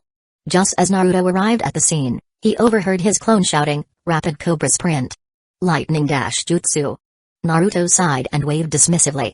Sasuke cut him down. Alright. Sasuke unsheathed his blade, swiftly slashed through the clone, and only then asked, why? Naruto, long since given up on the stupidity of his clones, grumbled, "That idiot's doing lightning dash. What am I supposed to do? Use dolphin sprint since I can fly?" Sasuke? Sakura, who couldn't help but analyze the logic behind it, muttered, "Can dolphins even run? They actually can." Kakashi, standing nearby, pointed toward the beast horde. There, amidst the various creatures, was a dolphin-like monster. Except it had a tiger's forelimbs. Sakura. Naruto finally took a serious look at the horde of creatures. Among them were a crab-like beast, a giant mutated rat, a mechanical gorilla hybrid, a lion-like monstrosity, a beetle creature. Naruto's face suddenly stiffened. He scanned the horde more carefully. No sign of a certain mosquito woman. Naruto let out a deep sigh of relief. At least I don't have to deal with that monster that gave Genos a beating and even made Saitama work a little. Then he shook his head violently. No, no, no. Wrong anime. What the hell am I thinking? Sasuke, watching Naruto's ever-changing expressions, shock, worry, determination, and anger, smirked. It's been a while since I last saw this. Ever since Naruto fixed his shadow clones, he rarely showed so many emotions on his face. Seeing it again was kinda fun. Sakura turned her head and saw Sasuke staring at Naruto with a smirk. Immediately, her brain short-circuited. Wait a minute. Why is Sasuke smiling at Naruto? Why not at me? I beat out every girl in our class, and in the end, am I losing to a guy? Back to reality. Kakashi, noticing his team getting caught up in weird vibes, quickly brought them back to focus. Naruto, can you sense where the Akatsuki members are? And what about the others? Naruto blinked, snapping out of his thoughts. Akatsuki is still 7 to 8 kilometers away. The others should arrive within a few minutes. As soon as Naruto returned to normal, Sasuke's expression did too. Sakura let out a quiet breath. Kakashi nodded in satisfaction. Focus, guys. We're about to fight a little monster army, and you're here playing mind games? Should I be impressed or scold you? He glanced at the terrain. This spot is still relatively safe. Beyond this, we'll risk damage to nearby villages. We stop them here. Naruto stepped forward. Time to gauge the enemy's strength. Without hesitation, he formed a hand sign and unleashed, water-style, exploding water shock wave. A towering tsunami, dozens of meters high, crashed toward the horde. If Kisame were here, he'd probably applaud in approval. The more intelligent beasts immediately sprinted sideways to avoid the wave, moving as fast as a three-gates leaf from 2 years ago. The slower ones were completely drenched. Weaker creatures were outright knocked unconscious, unless, of course, the seafood creatures can swim. Naruto sighed as he spotted dolphin, shrimp, and crab monsters diving underwater. Kakashi, who had somehow already built a stone wall, observed, not just swim. They probably have unique adaptations to water-style attacks. Some might even be stronger underwater. Naruto climbed onto the stone wall. Kakashi-sensei. You actually wasted chakra on something non-essential? Kakashi shrugged. Don't underestimate my growth. I've improved a lot over the years. Naruto smirked. Oh? So instead of being 1% of my chakra, you've improved to 1.25%. Should I be impressed? Kakashi stared at Naruto. You don't understand the pain of an adult trying to increase chakra reserves. Unlike you teenagers who just naturally grow stronger. Naruto's eyes sparkled with an idea. He turned to Sasuke, slapping his shoulder. Sasuke, use Thunderbolt. Sasuke didn't even need to ask. He immediately understood what Naruto wanted. I'm not asking him. I refuse to ask. Instead, he calmly drew his lightning blades. With a smirk, he declared, lightning blade style, Chidori stream, blue lightning zapped into the water, but nothing much happened. A few weak creatures floated belly up. Naruto stared. Too weak. Sasuke, try harder. Sasuke's smirk disappeared. He instantly increased the output. The bolts thickened, turning the pond into a thunderstorm. Now, several creatures convulsed and floated lifelessly. Just then, the tiger-limbed dolphin beast leapt out of the water. It punched straight through the stone wall, leaving a huge hole beneath Kakashi's signature dog head carving. Kakashi's dog head stone wall survived, but barely. Almost simultaneously, a bear shark and a crocodile hybrid lunged at them. Rikiri. Kakashi beheaded the bear shark in one slash. Meanwhile, Sakura, not about to be outdone, launched a devastating punch at the crocodile beast. The 2-meter-tall creature flew 20 meters backwards before landing in the water. It shook its head dazedly but was still alive. Are you kidding me? That punch made my hand hurt. Sakura exclaimed. Naruto's eyes widened. Sakura's punches can shatter boulders. That thing took a hit and just swam away? Is it some kind of crocodile god? Sasuke, watching the results of his lightning, frowned. The weak ones got fried, but the tough ones barely flinched. Kakashi sighed. They must have some serious durability. Their skins are probably reinforced, and they might be more immune to cutting techniques. Fighting them will be annoying. The proud blue beast of Hidden Leaf Village, Meido-ge, has arrived. The beautiful green beast of Hidden Leaf Village, Rock Lee, has arrived. Ge and Lee struck dramatic poses. Meanwhile, Tenten and Neji face-palmed in sync. Kakashi blinked before grinning. Speaking of beasts, he said, chuckling. We've got our own. Chapter 303. Demonic Beasts Leaf Hurricane. Ge instinctively kicked backwards, striking a dolphin squarely. Ge-sensei, why would you? Tenten's words trailed off as she got a better look. The dolphin had tiger-like claws, and its teeth were grotesquely modified, making it anything but cute. The mutated dolphin flailed in the water for a moment before lunging at Ge once more. It's still coming? In that case, Lee. Ge called out. Oh. Lee responded enthusiastically, rushing forward alongside his sensei. Leaf double hurricane. Two weighted legs struck the dolphin from both sides. The force was far beyond what a mere door-slamming accident could compare to. As Ge and Lee retracted their legs, the dolphin monster wobbled unsteadily before sinking into the water. So this is what they call a monster? Ge and his team leapt onto a nearby earthen wall for a better vantage point. Naruto waved at Tenten. Yo, Tenten. How's it going? Awesome. Tenten beamed. She declined the offer of a ride from Naruto's shadow clone and instead sent her kunai ahead with it before using the Flying Thunder God Jutsu to teleport her teammates. It might have seemed unnecessary, but to Tenten, it was a significant moment. Under normal circumstances, Ge would never allow her to use the Flying Thunder God Jutsu for travel. This was the first time she had ever transported her teammates over a long distance, and it felt incredible. That's right. Tenten's new jutsu is really convenient. Lee gave her a thumbs up. Right? Though she once again received the usual convenient remark, Tenten wasn't disheartened. This time, it was strategic convenience, not just the walking arsenal label she had carried before. For Naruto, the meaning was entirely different. It gave his clones another amusing method to get stabbed by Tenten's kunai. Meanwhile, Kakashi had just finished briefing Ge. He concluded. Naruto, your water-style jutsu helped scatter the beast packs, but in this kind of terrain, it also increases the risk of ambush. Disperse the water. Oh. The water summoned by the exploding water colliding wave was controllable. Naruto could keep it pooled into a lake or let it drain away at will. Chidori Sharp Spear. A shriek filled the air as a lightning-coated spear extended from Sasuke's hand, piercing through a hawk-like monster and sending it plummeting to the ground. Naruto watched enviously. That technique was so cool, who wouldn't want a lightsaber? So there are flying ones too? Kakashi didn't sound particularly surprised. Given that they had encountered beasts that ran on land and swam in water, airborne monsters seemed inevitable. Even if burrowing one showed up next, he wouldn't be shocked. As the water receded, a drenched battlefield emerged, with beasts shaking off the excess moisture. If they had been a little more aesthetically pleasing, Naruto might have been tempted to take one home as a pet. Should I just hit them all with a tail beast bomb? He suggested.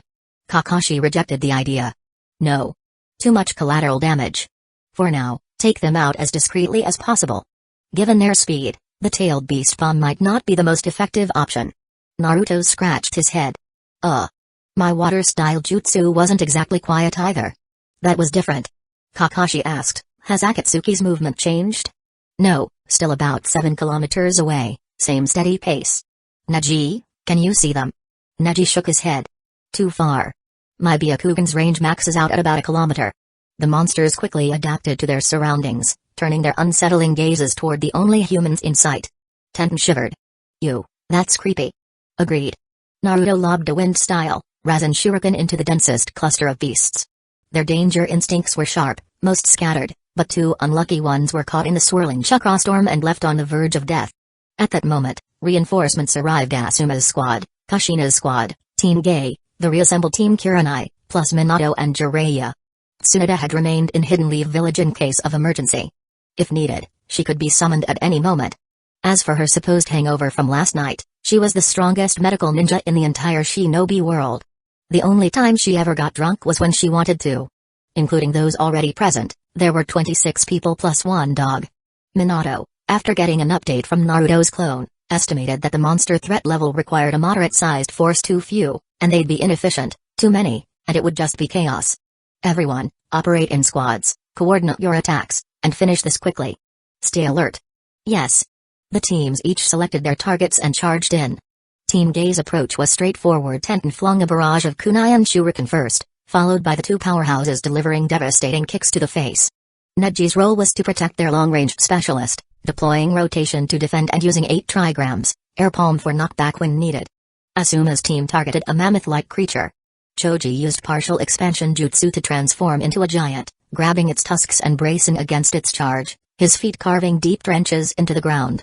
Shikamaru linked his shadow with the beast's, restricting its movements as much as possible, while Ino stood by, ready to disrupt its mind if Shikamaru faltered. Geez, we always get stuck with the biggest ones, Asuma muttered, drawing his chakra blades, infusing them with wind style, and swiftly carving into the creature's hide. Behind Kushina, 5 adamantine sealing chains extended, ensnaring 5 mid-sized monsters. Hinata, Shino, and Kiba immediately took advantage. Gentle step twin lion fists. Fang over fang. Secret jutsu, insect sphere. To be fair, Hinata's glowing chakra beast fists, Kiba and Akamaru's two-headed wolf form, and Shino's mass of insects combined with Kushina's multi-tentacled attack made it genuinely difficult to tell which side was the real group of monsters. Meanwhile, Kimimauro's squad, bathed in eerie green light, were passing something among themselves like a bizarre game of catch, only with the unfortunate beasts as the targets. Not wanting to associate with their antics, Kimimaro instead created several massive bone spikes around them, using them as goalposts. The 3 continued punting the monsters directly onto the skewers, turning them into grotesque kebabs. In contrast, the reassembled Kiranai squad fought with more discipline. Karen drenched the enemies with water style, allowing Haku to freeze them solid. If any broke free, Fu would dive in from above, a kunai spinning in her grasp as she plunged it into their skulls. Her raw strength was terrifying. At the rear, Yakumo supported the group with Ganjutsu whenever her teammates found themselves overwhelmed. Chapter 304. Teamwork. Everyone had their own combat rhythm, except for Team Kakashi, where each member faced their own opponents. Sakura unleashed her monstrous strength with one punch, a heaven's kick, and if the target still wasn't down, another kick for good measure. Sasuke seemed to have wandered into a Star Wars scene, wielding 2 glowing blades and slashing wildly, his eyes gleaming red with intensity.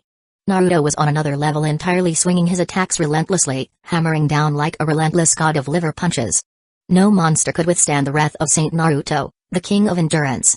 Kakashi shot out a grand fireball to push back a black-winged monster, sighing internally.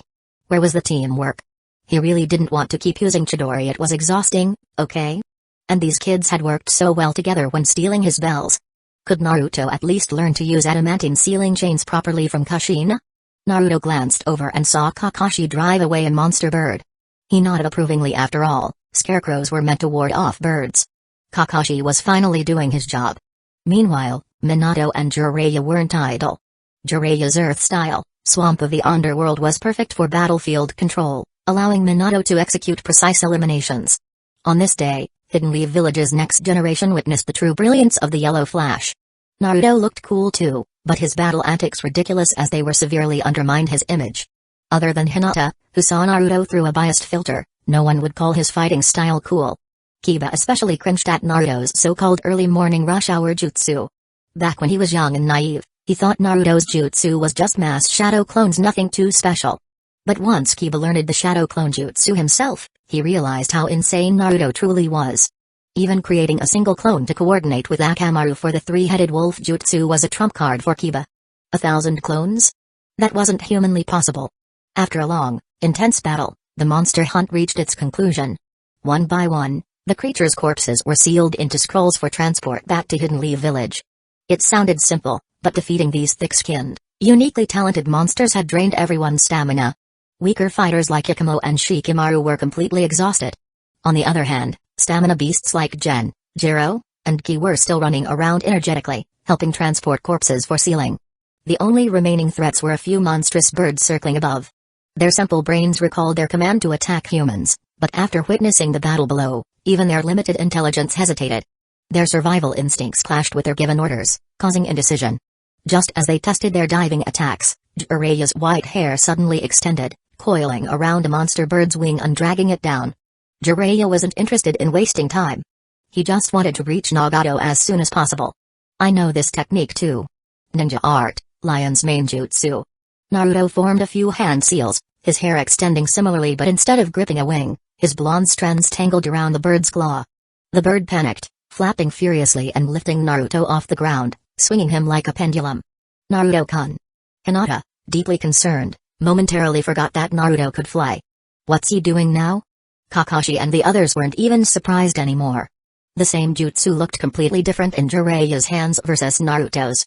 Sasuke and Sakura still remembered Naruto's attempt at nine-sword style. He'd wildly flailed around until he nearly shaved himself bald. Naruto, stop messing around. Just finish it. In the critical moment, Kushina intervened. Her adamantine sealing chain shot out, striking down 3 more monster birds. It was as if she was warning Naruto that disobedience had consequences. Naruto, knowing when to listen, especially to those he couldn't afford to cross, immediately shortened his hair, pulling himself closer to the bird before smashing an upward punch. Lushan Rising Dragon Blast. Minato reflexively evaluated the technique's name, but no, this wasn't the time for that. Naruto, take the exhausted back. Everyone else, regroup quickly. Got it. No one objected, not even Kiba, despite his competitive nature. He had relied on high-powered techniques the whole fight, and now he was utterly drained. He knew staying would make him a burden, so he allowed Naruto's clone to carry him away. Minato considered for a moment and asked, Hinata, Neji, can you still use the Byakugan? I'm fine, Neji replied instantly. Their team was known for stamina. I can too, Hinata added. Thanks to Kushina's support, even her energy-intensive gentle-step twin lion fists felt no different from regular training. Minato nodded. Good. Once the enemy enters your sight, describe their features to me. I need to confirm their identities quickly. He could already sense their chakra, but something felt off. Understood. Neji and Hinata responded seriously. Naruto added, and don't forget about the explosive tags. They've got someone skilled at disguising them as all sorts of objects. In the heat of battle, we might overlook them. Leave that to us, Hinata reassured. Neji nodded in agreement. They were trained professionals in spotting such tricks. Good. Minato summoned 2 small foxes, handing one to Hinata and keeping the other on his own shoulder. You two hide and focus solely on spotting traps. If you see anything, report it immediately. 10. Stay with them, and evacuate if necessary. Yes, Minato-sensei. Tenten agreed eagerly. Learning the Flying Thunder God was the best thing ever. Yes.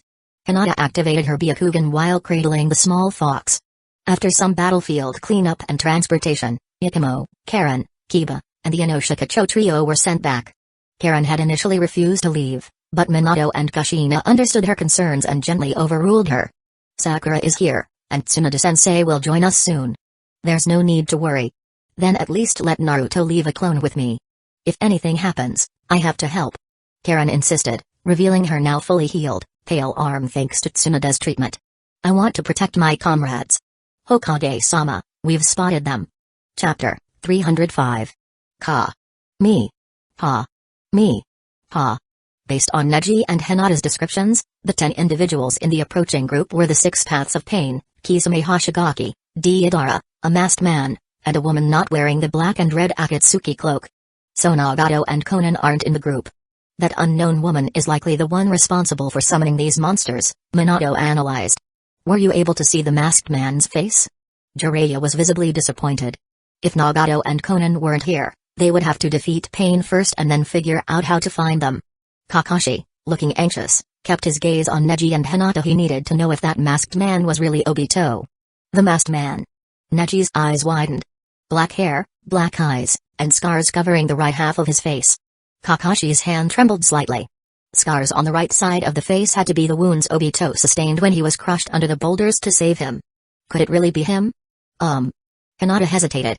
I think his chakra feels off. Like it's not his own? Neji scrutinized further but couldn't discern anything conclusive. However, he didn't doubt Hinata's observation. After witnessing Sasuke being manipulated last time, he knew that her Byakugan was far more perceptive than most Hyuga members. Could someone be impersonating him?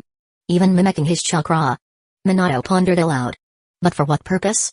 Don't forget that White Zetsu can absorb chakra and perfectly imitate appearances, Naruto reminded them. Then he struck a confident pose. This is exactly the kind of situation where malicious intent detection comes in handy. Crossing his arms, Naruto activated his golden chakra cloak. Only to awkwardly freeze in place. What's wrong, Naruto-kun? Hinata asked worriedly.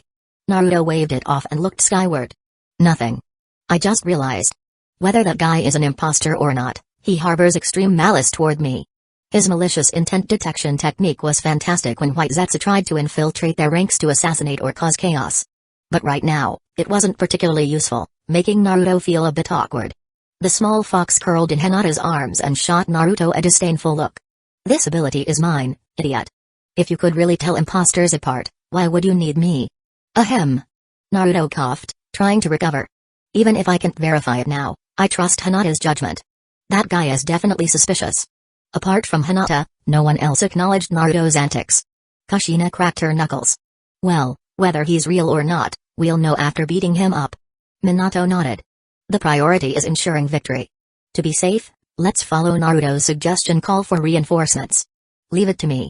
Veteran recruiter Naruto immediately took the job and pointed at the approaching figures.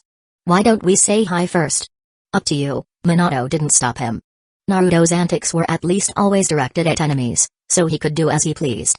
Alright then. Naruto excitedly stepped forward, bracing his stance.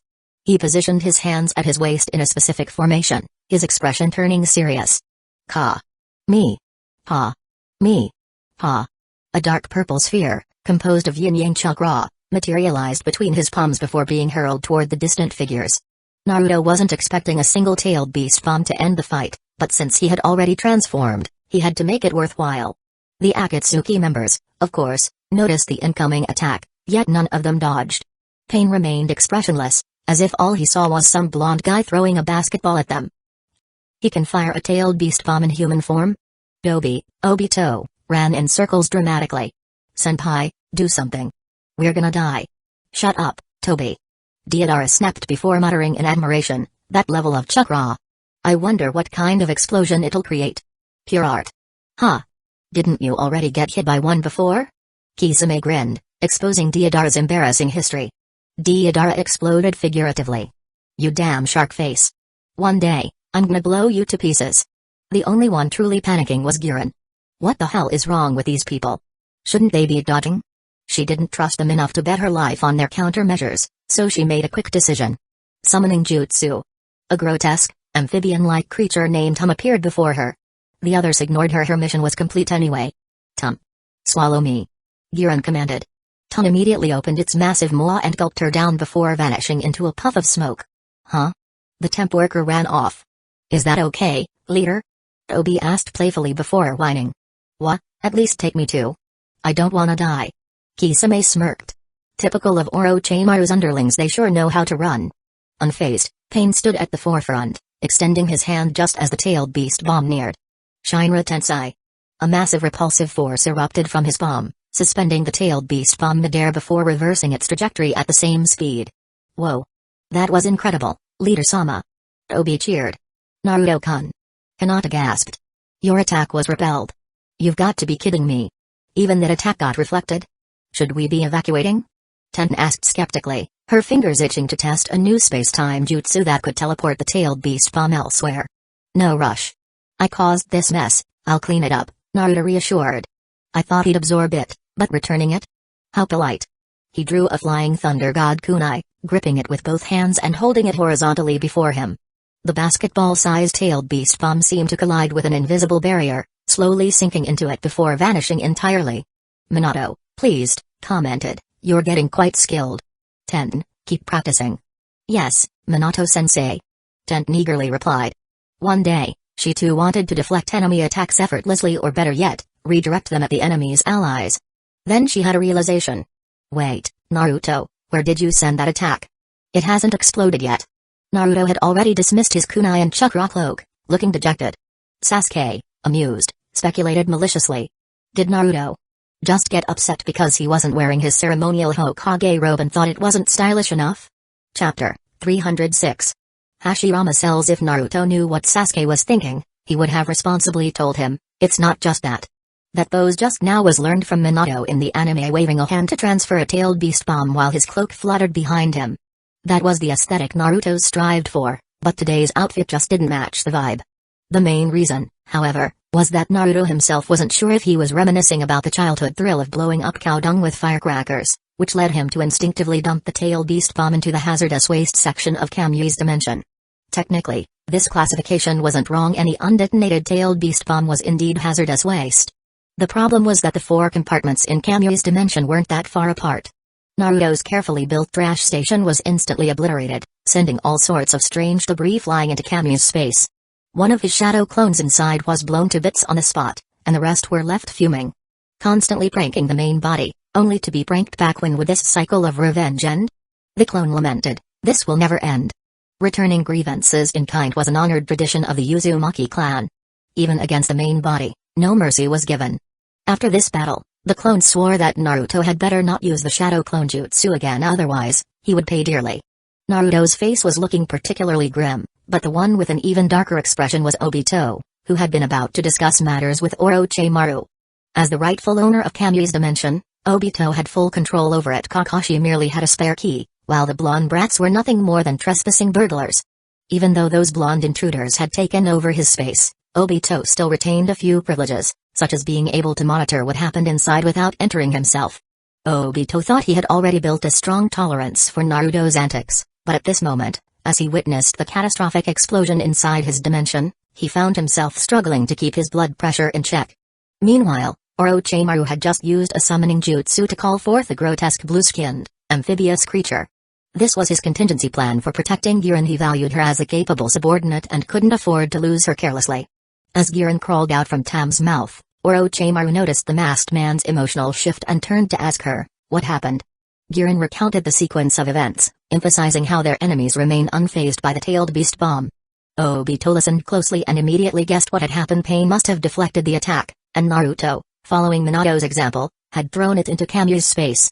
After all, Obito had personally witnessed Minato do the same thing years ago. So they fight, and I'm the one who suffers for it. Obito was even more frustrated now. Those who can capture tail beasts wouldn't be so easily overwhelmed by such attacks. "You were too hasty, Giran," Orochimaru critiqued. "Their enemies wouldn't fall so easily. Even he, Orochimaru, had the triple Rashomon to block such attacks, and if that failed, he could always die and revive. Their leader, however, had the Rinnegan." Giran lowered her head in shame. "Yes, Lord Orochimaru. The test subjects I brought were all wiped out. Please punish me." Orochimaru was unfazed. "They were of little value anyway. No need to worry. You may withdraw." "Understood." Giran left the room with Tam. Orochimaru then turned his amused gaze toward the masked man. "Now then, what brings you here? Are you here to reprimand me for not participating in Akatsuki's operations on time?" Obito, having steadied himself, replied, "Of course not. In fact, it was in my interest that you didn't go. Even I only sent a substitute." "Interesting." Orochimaru licked his lips. "So you have other plans?" Obito continued, "You attacked Hidden Lee Village before, so you should have an idea of their strength. With our current forces, the probability of capturing the Nine Tails is exceedingly low. To ensure the success of the Eye of the Moon plan, we need additional preparations. Sacrificing some pawns is acceptable." "Such a ruthless perspective," Orochimaru commented. His interest in Obito waned upon hearing the mention of the Eye of the Moon plan. He had initially thought Obito might be pragmatic enough to abandon such an unrealistic goal, but apparently, he was just another fool chasing a dream.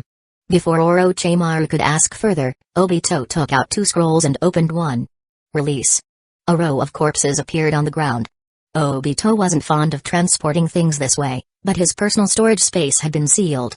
No, he couldn't dwell on it. Thinking about it only made him angrier. Soon, he would personally kill that damn blonde brat. Orochimaru's eyes widened in surprise. "These are all famous figures." As he spoke, one of the corpses, supposedly killer bees, suddenly dissolved into ink. "Oh? The Eight Tails Jinchuriki?" Orochimaru smirked. Did Akatsuki only manage to capture a clone? Did he use an ink clone to swap out before being sealed? Impossible. The Eight Tails was clearly extracted. Jinchuriki should die from that. How did he pull this off? Obito was completely baffled. "No matter," Orochimaru dismissed the concern. "Process these bodies as I specified. Our previous agreement still stands, except now you're dealing with me directly. In truth, it was always me handling things from the start.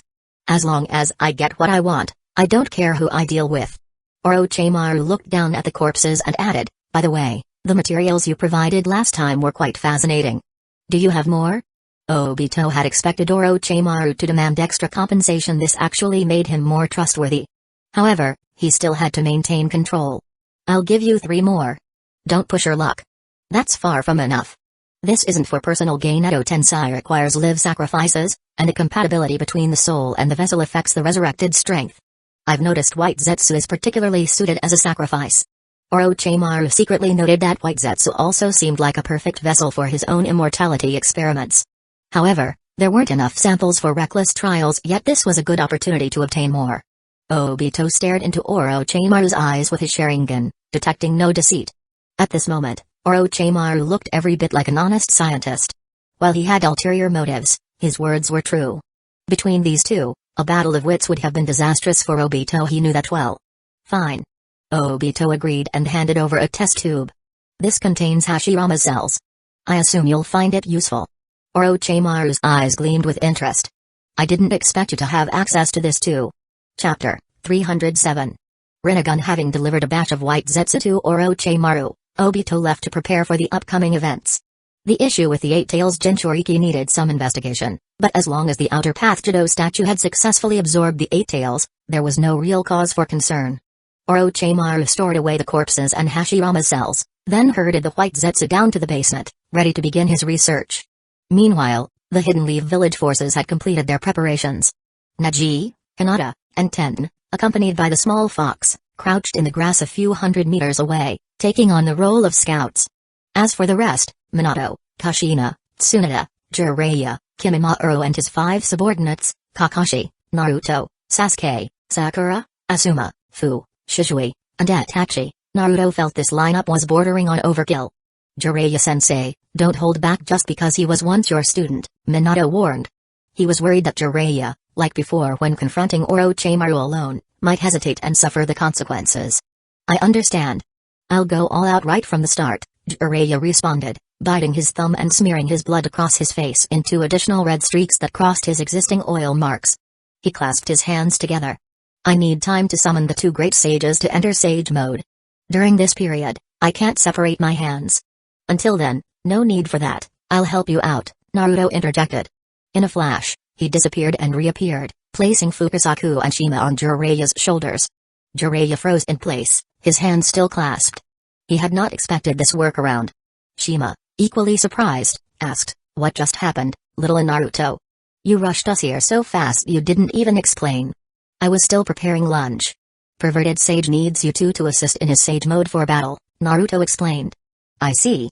Fukasaku shot Jiraiya a disapproving look and smacked the back of his head with his webbed hand.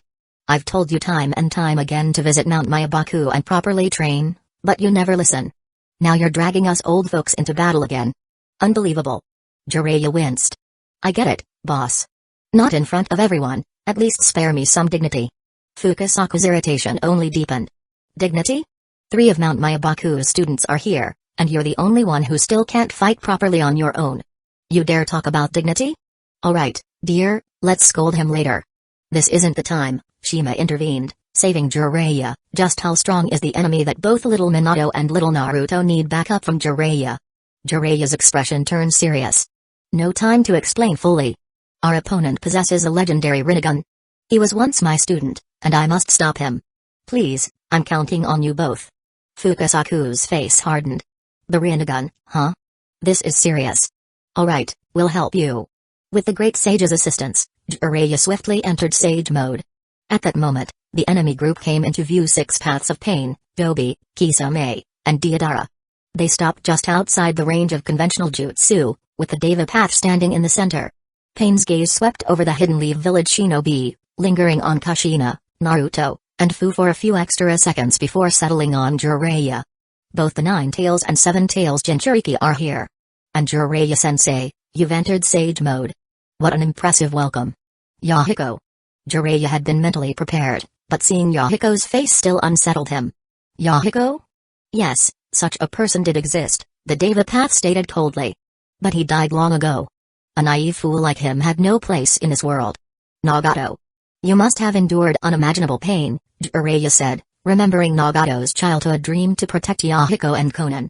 For him to turn out like this, he must have suffered greatly. Deidara and Kisame exchanged intrigued glances.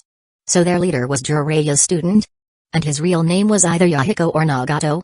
Far away, Nagato paused at Jiraiya's words. So they know everything now. Yes, Hidden Leaf Village was involved in that incident, but talking about it changes nothing. Not wanting to linger on the subject, Nagato controlled the Deva path to raise its hand. There's no point in asking, but I'll do so anyway. Will you surrender the 7 tails and 9 tails? Don't joke around. Jiraiya shouted. Give up, Nagato. Your foolish plan has no chance of success. Pain sneered. So you even know about our plan? I suppose that's expected, considering we lost Hidan to you. But what does it matter? I never expected mere mortals to comprehend a god's vision. He spread his fingers, his Rinnegan glowing ominously. Universal pull. An immense gravitational force erupted from his palm, pulling Naruto, Kushina, and Fu forward. Naruto felt his body being yanked forward. He braced his legs, skidding across the ground before ultimately being lifted off his feet. Seeing Kushina and Fu also airborne, Naruto was astonished by the precision of the technique. It's this accurate? Reacting instantly, Naruto activated his golden chakra cloak and extended a chakra arm into the ground, halting his movement in midair. Kushina, too, had entered her 9 tails chakra mode, using a chakra limb to break. She extended another to grab the frantically flapping Fu. Sage Art, Hair Needle Senbon. Shuriken Shadow Clone Jutsu. Even as Naruto, Kushina, and Fu were pulled forward, Jiraiya planted his hands and launched 1,000 razor-sharp hair needles, while Minato threw a kunai that multiplied midair, hurtling toward the Akatsuki members. Despite their powerful techniques, they managed to perfectly avoid hitting their allies caught in the pull. The needles and kunai, upon passing Naruto's position, were also affected by universal pull, accelerating dramatically toward Pain's group. Seeing the threat, Pain's Deva path narrowed its Rinnegan. Shinra Tensei. A powerful repulsive force exploded outward. Chapter 308. You blonde bastards. The Senbon needle barrage wasn't too difficult to deal with. Just summon a creature from the animal path to block the attack. The real issue lay with those flying thunder god kunai. Anyone with decent intel knew that letting those things get close was a death sentence. Nagato considered himself a god, but that was more about his ideological superiority over mortals. He had absolutely no intention of competing with the 4th Hokage in terms of reaction speed. With a powerful burst of repulsive force, the kunai and Senbon needles were all blasted away. The shadow clones holding the kunai dispersed into smoke, leaving behind a single real one, which Minato caught with ease. The 3 who had been suspended in midair were caught off guard and struck again by the repelling force. Naruto and Kushina's chakra hands failed to adjust in time, their grip too strong as they crushed the ground below them, losing their footing and being sent flying backwards. Naruto twisted midair, flipped over, and quickly regained his balance. Fu was still securely held in Kushina's grasp. As for Kushina, she was caught princess style by Minato, cradled steadily in his arms. The two exchanged a glance. Nothing needed to be said. After landing, Kushina sat Fu down and asked with concern, "Are you okay?" "I'm fine." Fu wasn't frightened at all. In fact, she found the whole experience thrilling. Naruto, looking up at the sky in exasperation, thought to himself, "We all have flying thunder god marks on us, yet Dad only rushed to save Mom. And once Mom was safe, she didn't even glance at me. Yep, my parents are the real love story here. I'm just an accident." Seeing that his 3 teammates were unharmed, Jiraiya took a few steps forward. "Let's use that move." "We're using that right away?" "Got it." Fukasaku, the Toad Sage, called out, "Ma, get ready." "Understood." Shima and Fukasaku began weaving hand seals with their toad palms. "Sage Art, go Aimen." Jiraiya exhaled a massive wave of oil, while Fukasaku added wind, and Shima breathed out fire. The combination of fire, wind, and oil surged forward like a tsunami, engulfing Pain's position with an overwhelming inferno. The previously soaked terrain, still damp from Naruto's water style, was completely scorched dry. Every blade of grass was incinerated, and even the rocks couldn't withstand the intense heat, cracking and melting. Sasuke, always confident in his fire style, was shaken. "This power. It's way stronger than my fire style, majestic flame annihilation." But then, one of Pain's bodies, a slightly plump figure, stepped forward. The Pretapath raised both hands. Sealing Jutsu, absorption barrier. A transparent, invisible barrier formed in front of his hands. No matter how hot the flames or how viscous the oil was, everything that touched the barrier was instantly absorbed into nothingness. Jiraiya retreated and muttered, "I knew this guy could absorb ninjutsu, but I didn't expect him to be able to absorb senjutsu as well. Oi, how are we supposed to fight like this?" Humphrey Deidara, who had been hovering on his clay bird, didn't fly too high. He had seen Tendo Pain scatter all those Senbon needles with Shinra Tensei, and he wasn't eager to be caught in his leader's attacks. For once, Kisame didn't mock Deidara. Instead, he nodded in agreement. "He's got a point." We've never fought alongside the boss before, and I don't exactly get along with him. Then let's split up. But we're outnumbered, so if we get surrounded, don't get yourselves killed. That depends on whether the boss can hold off a few of them for us. Kisame hoisted Seimada onto his shoulder and left. He knew Hidden Leaf Village wouldn't just let him roam freely, they'd send someone after him.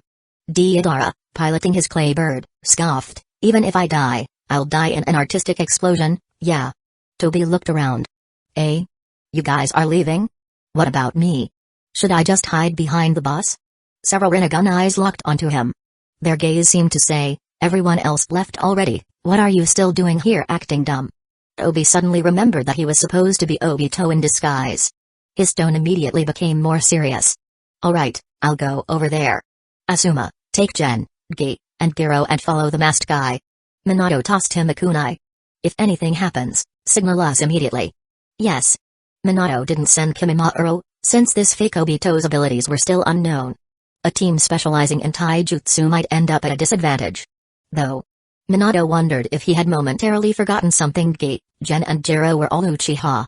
Before Minato could give further instructions, Deidara arrogantly hovered above the Hidden Leaf Village shinobi, dropping a small clay bird straight at Naruto. Naruto, watching the incoming explosive, exaggeratedly shouted, "So scary Sasuke, save me." Sasuke rolled his eyes, flicking his wrist as a Chidori Senbon shot out, piercing the clay bird and knocking it off course. Deidara's expected boom got stuck in his throat. Damn it. This annoying lightning style again.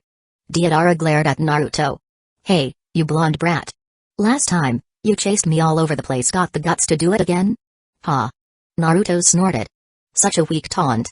With full confidence, he shouted, nope. What? Deidara nearly tumbled off his bird. Was this brat shameless? Furious, he snapped, don't act all high and mighty. I'm feeling generous today, giving you a chance to witness true art. Naruto yanked Sasuke forward and yelled, see that? My buddy Sasuke here says your so-called explosion ninjutsu is useless against him. What art? You're not even worthy to carry Sasori of the Red Sands tools. True art is eternal beauty. Sasuke blinked. Did I say that? Naruto patted his shoulder. Don't sweat the details. Didn't we agree you'd handle this guy? I've pulled enough aggro for you. Now it's your turn. Sasuke nodded, sheathing his lightning blades, and turned to leave. After a few steps, he reconsidered Naruto's methods. Mimicking his teammate's usual mocking expression, Sasuke turned back, raised his middle finger at Deidara, and kept running. That should do it. As expected, Deidara's rage hit the roof. You bastard. Just because you know a little lightning style doesn't make you special. I'll show you real art. Furious, Deidara chased after him. But before leaving, he grew even angrier the more he thought about it. With a flick of his wrist, he dropped a C3-18. A bomb strong enough to wipe out an entire village plummeted downward. Naruto threw a shadow clone upward. The clone, looking ecstatic, bear-hugged the clay bomb. The moment it detonated, the clone disappeared with it. Then, from deep within Kamui's dimension, the clone's voice echoed, ART is an explosion. Yep, he had teleported the bomb to the toxic waste dump. Again.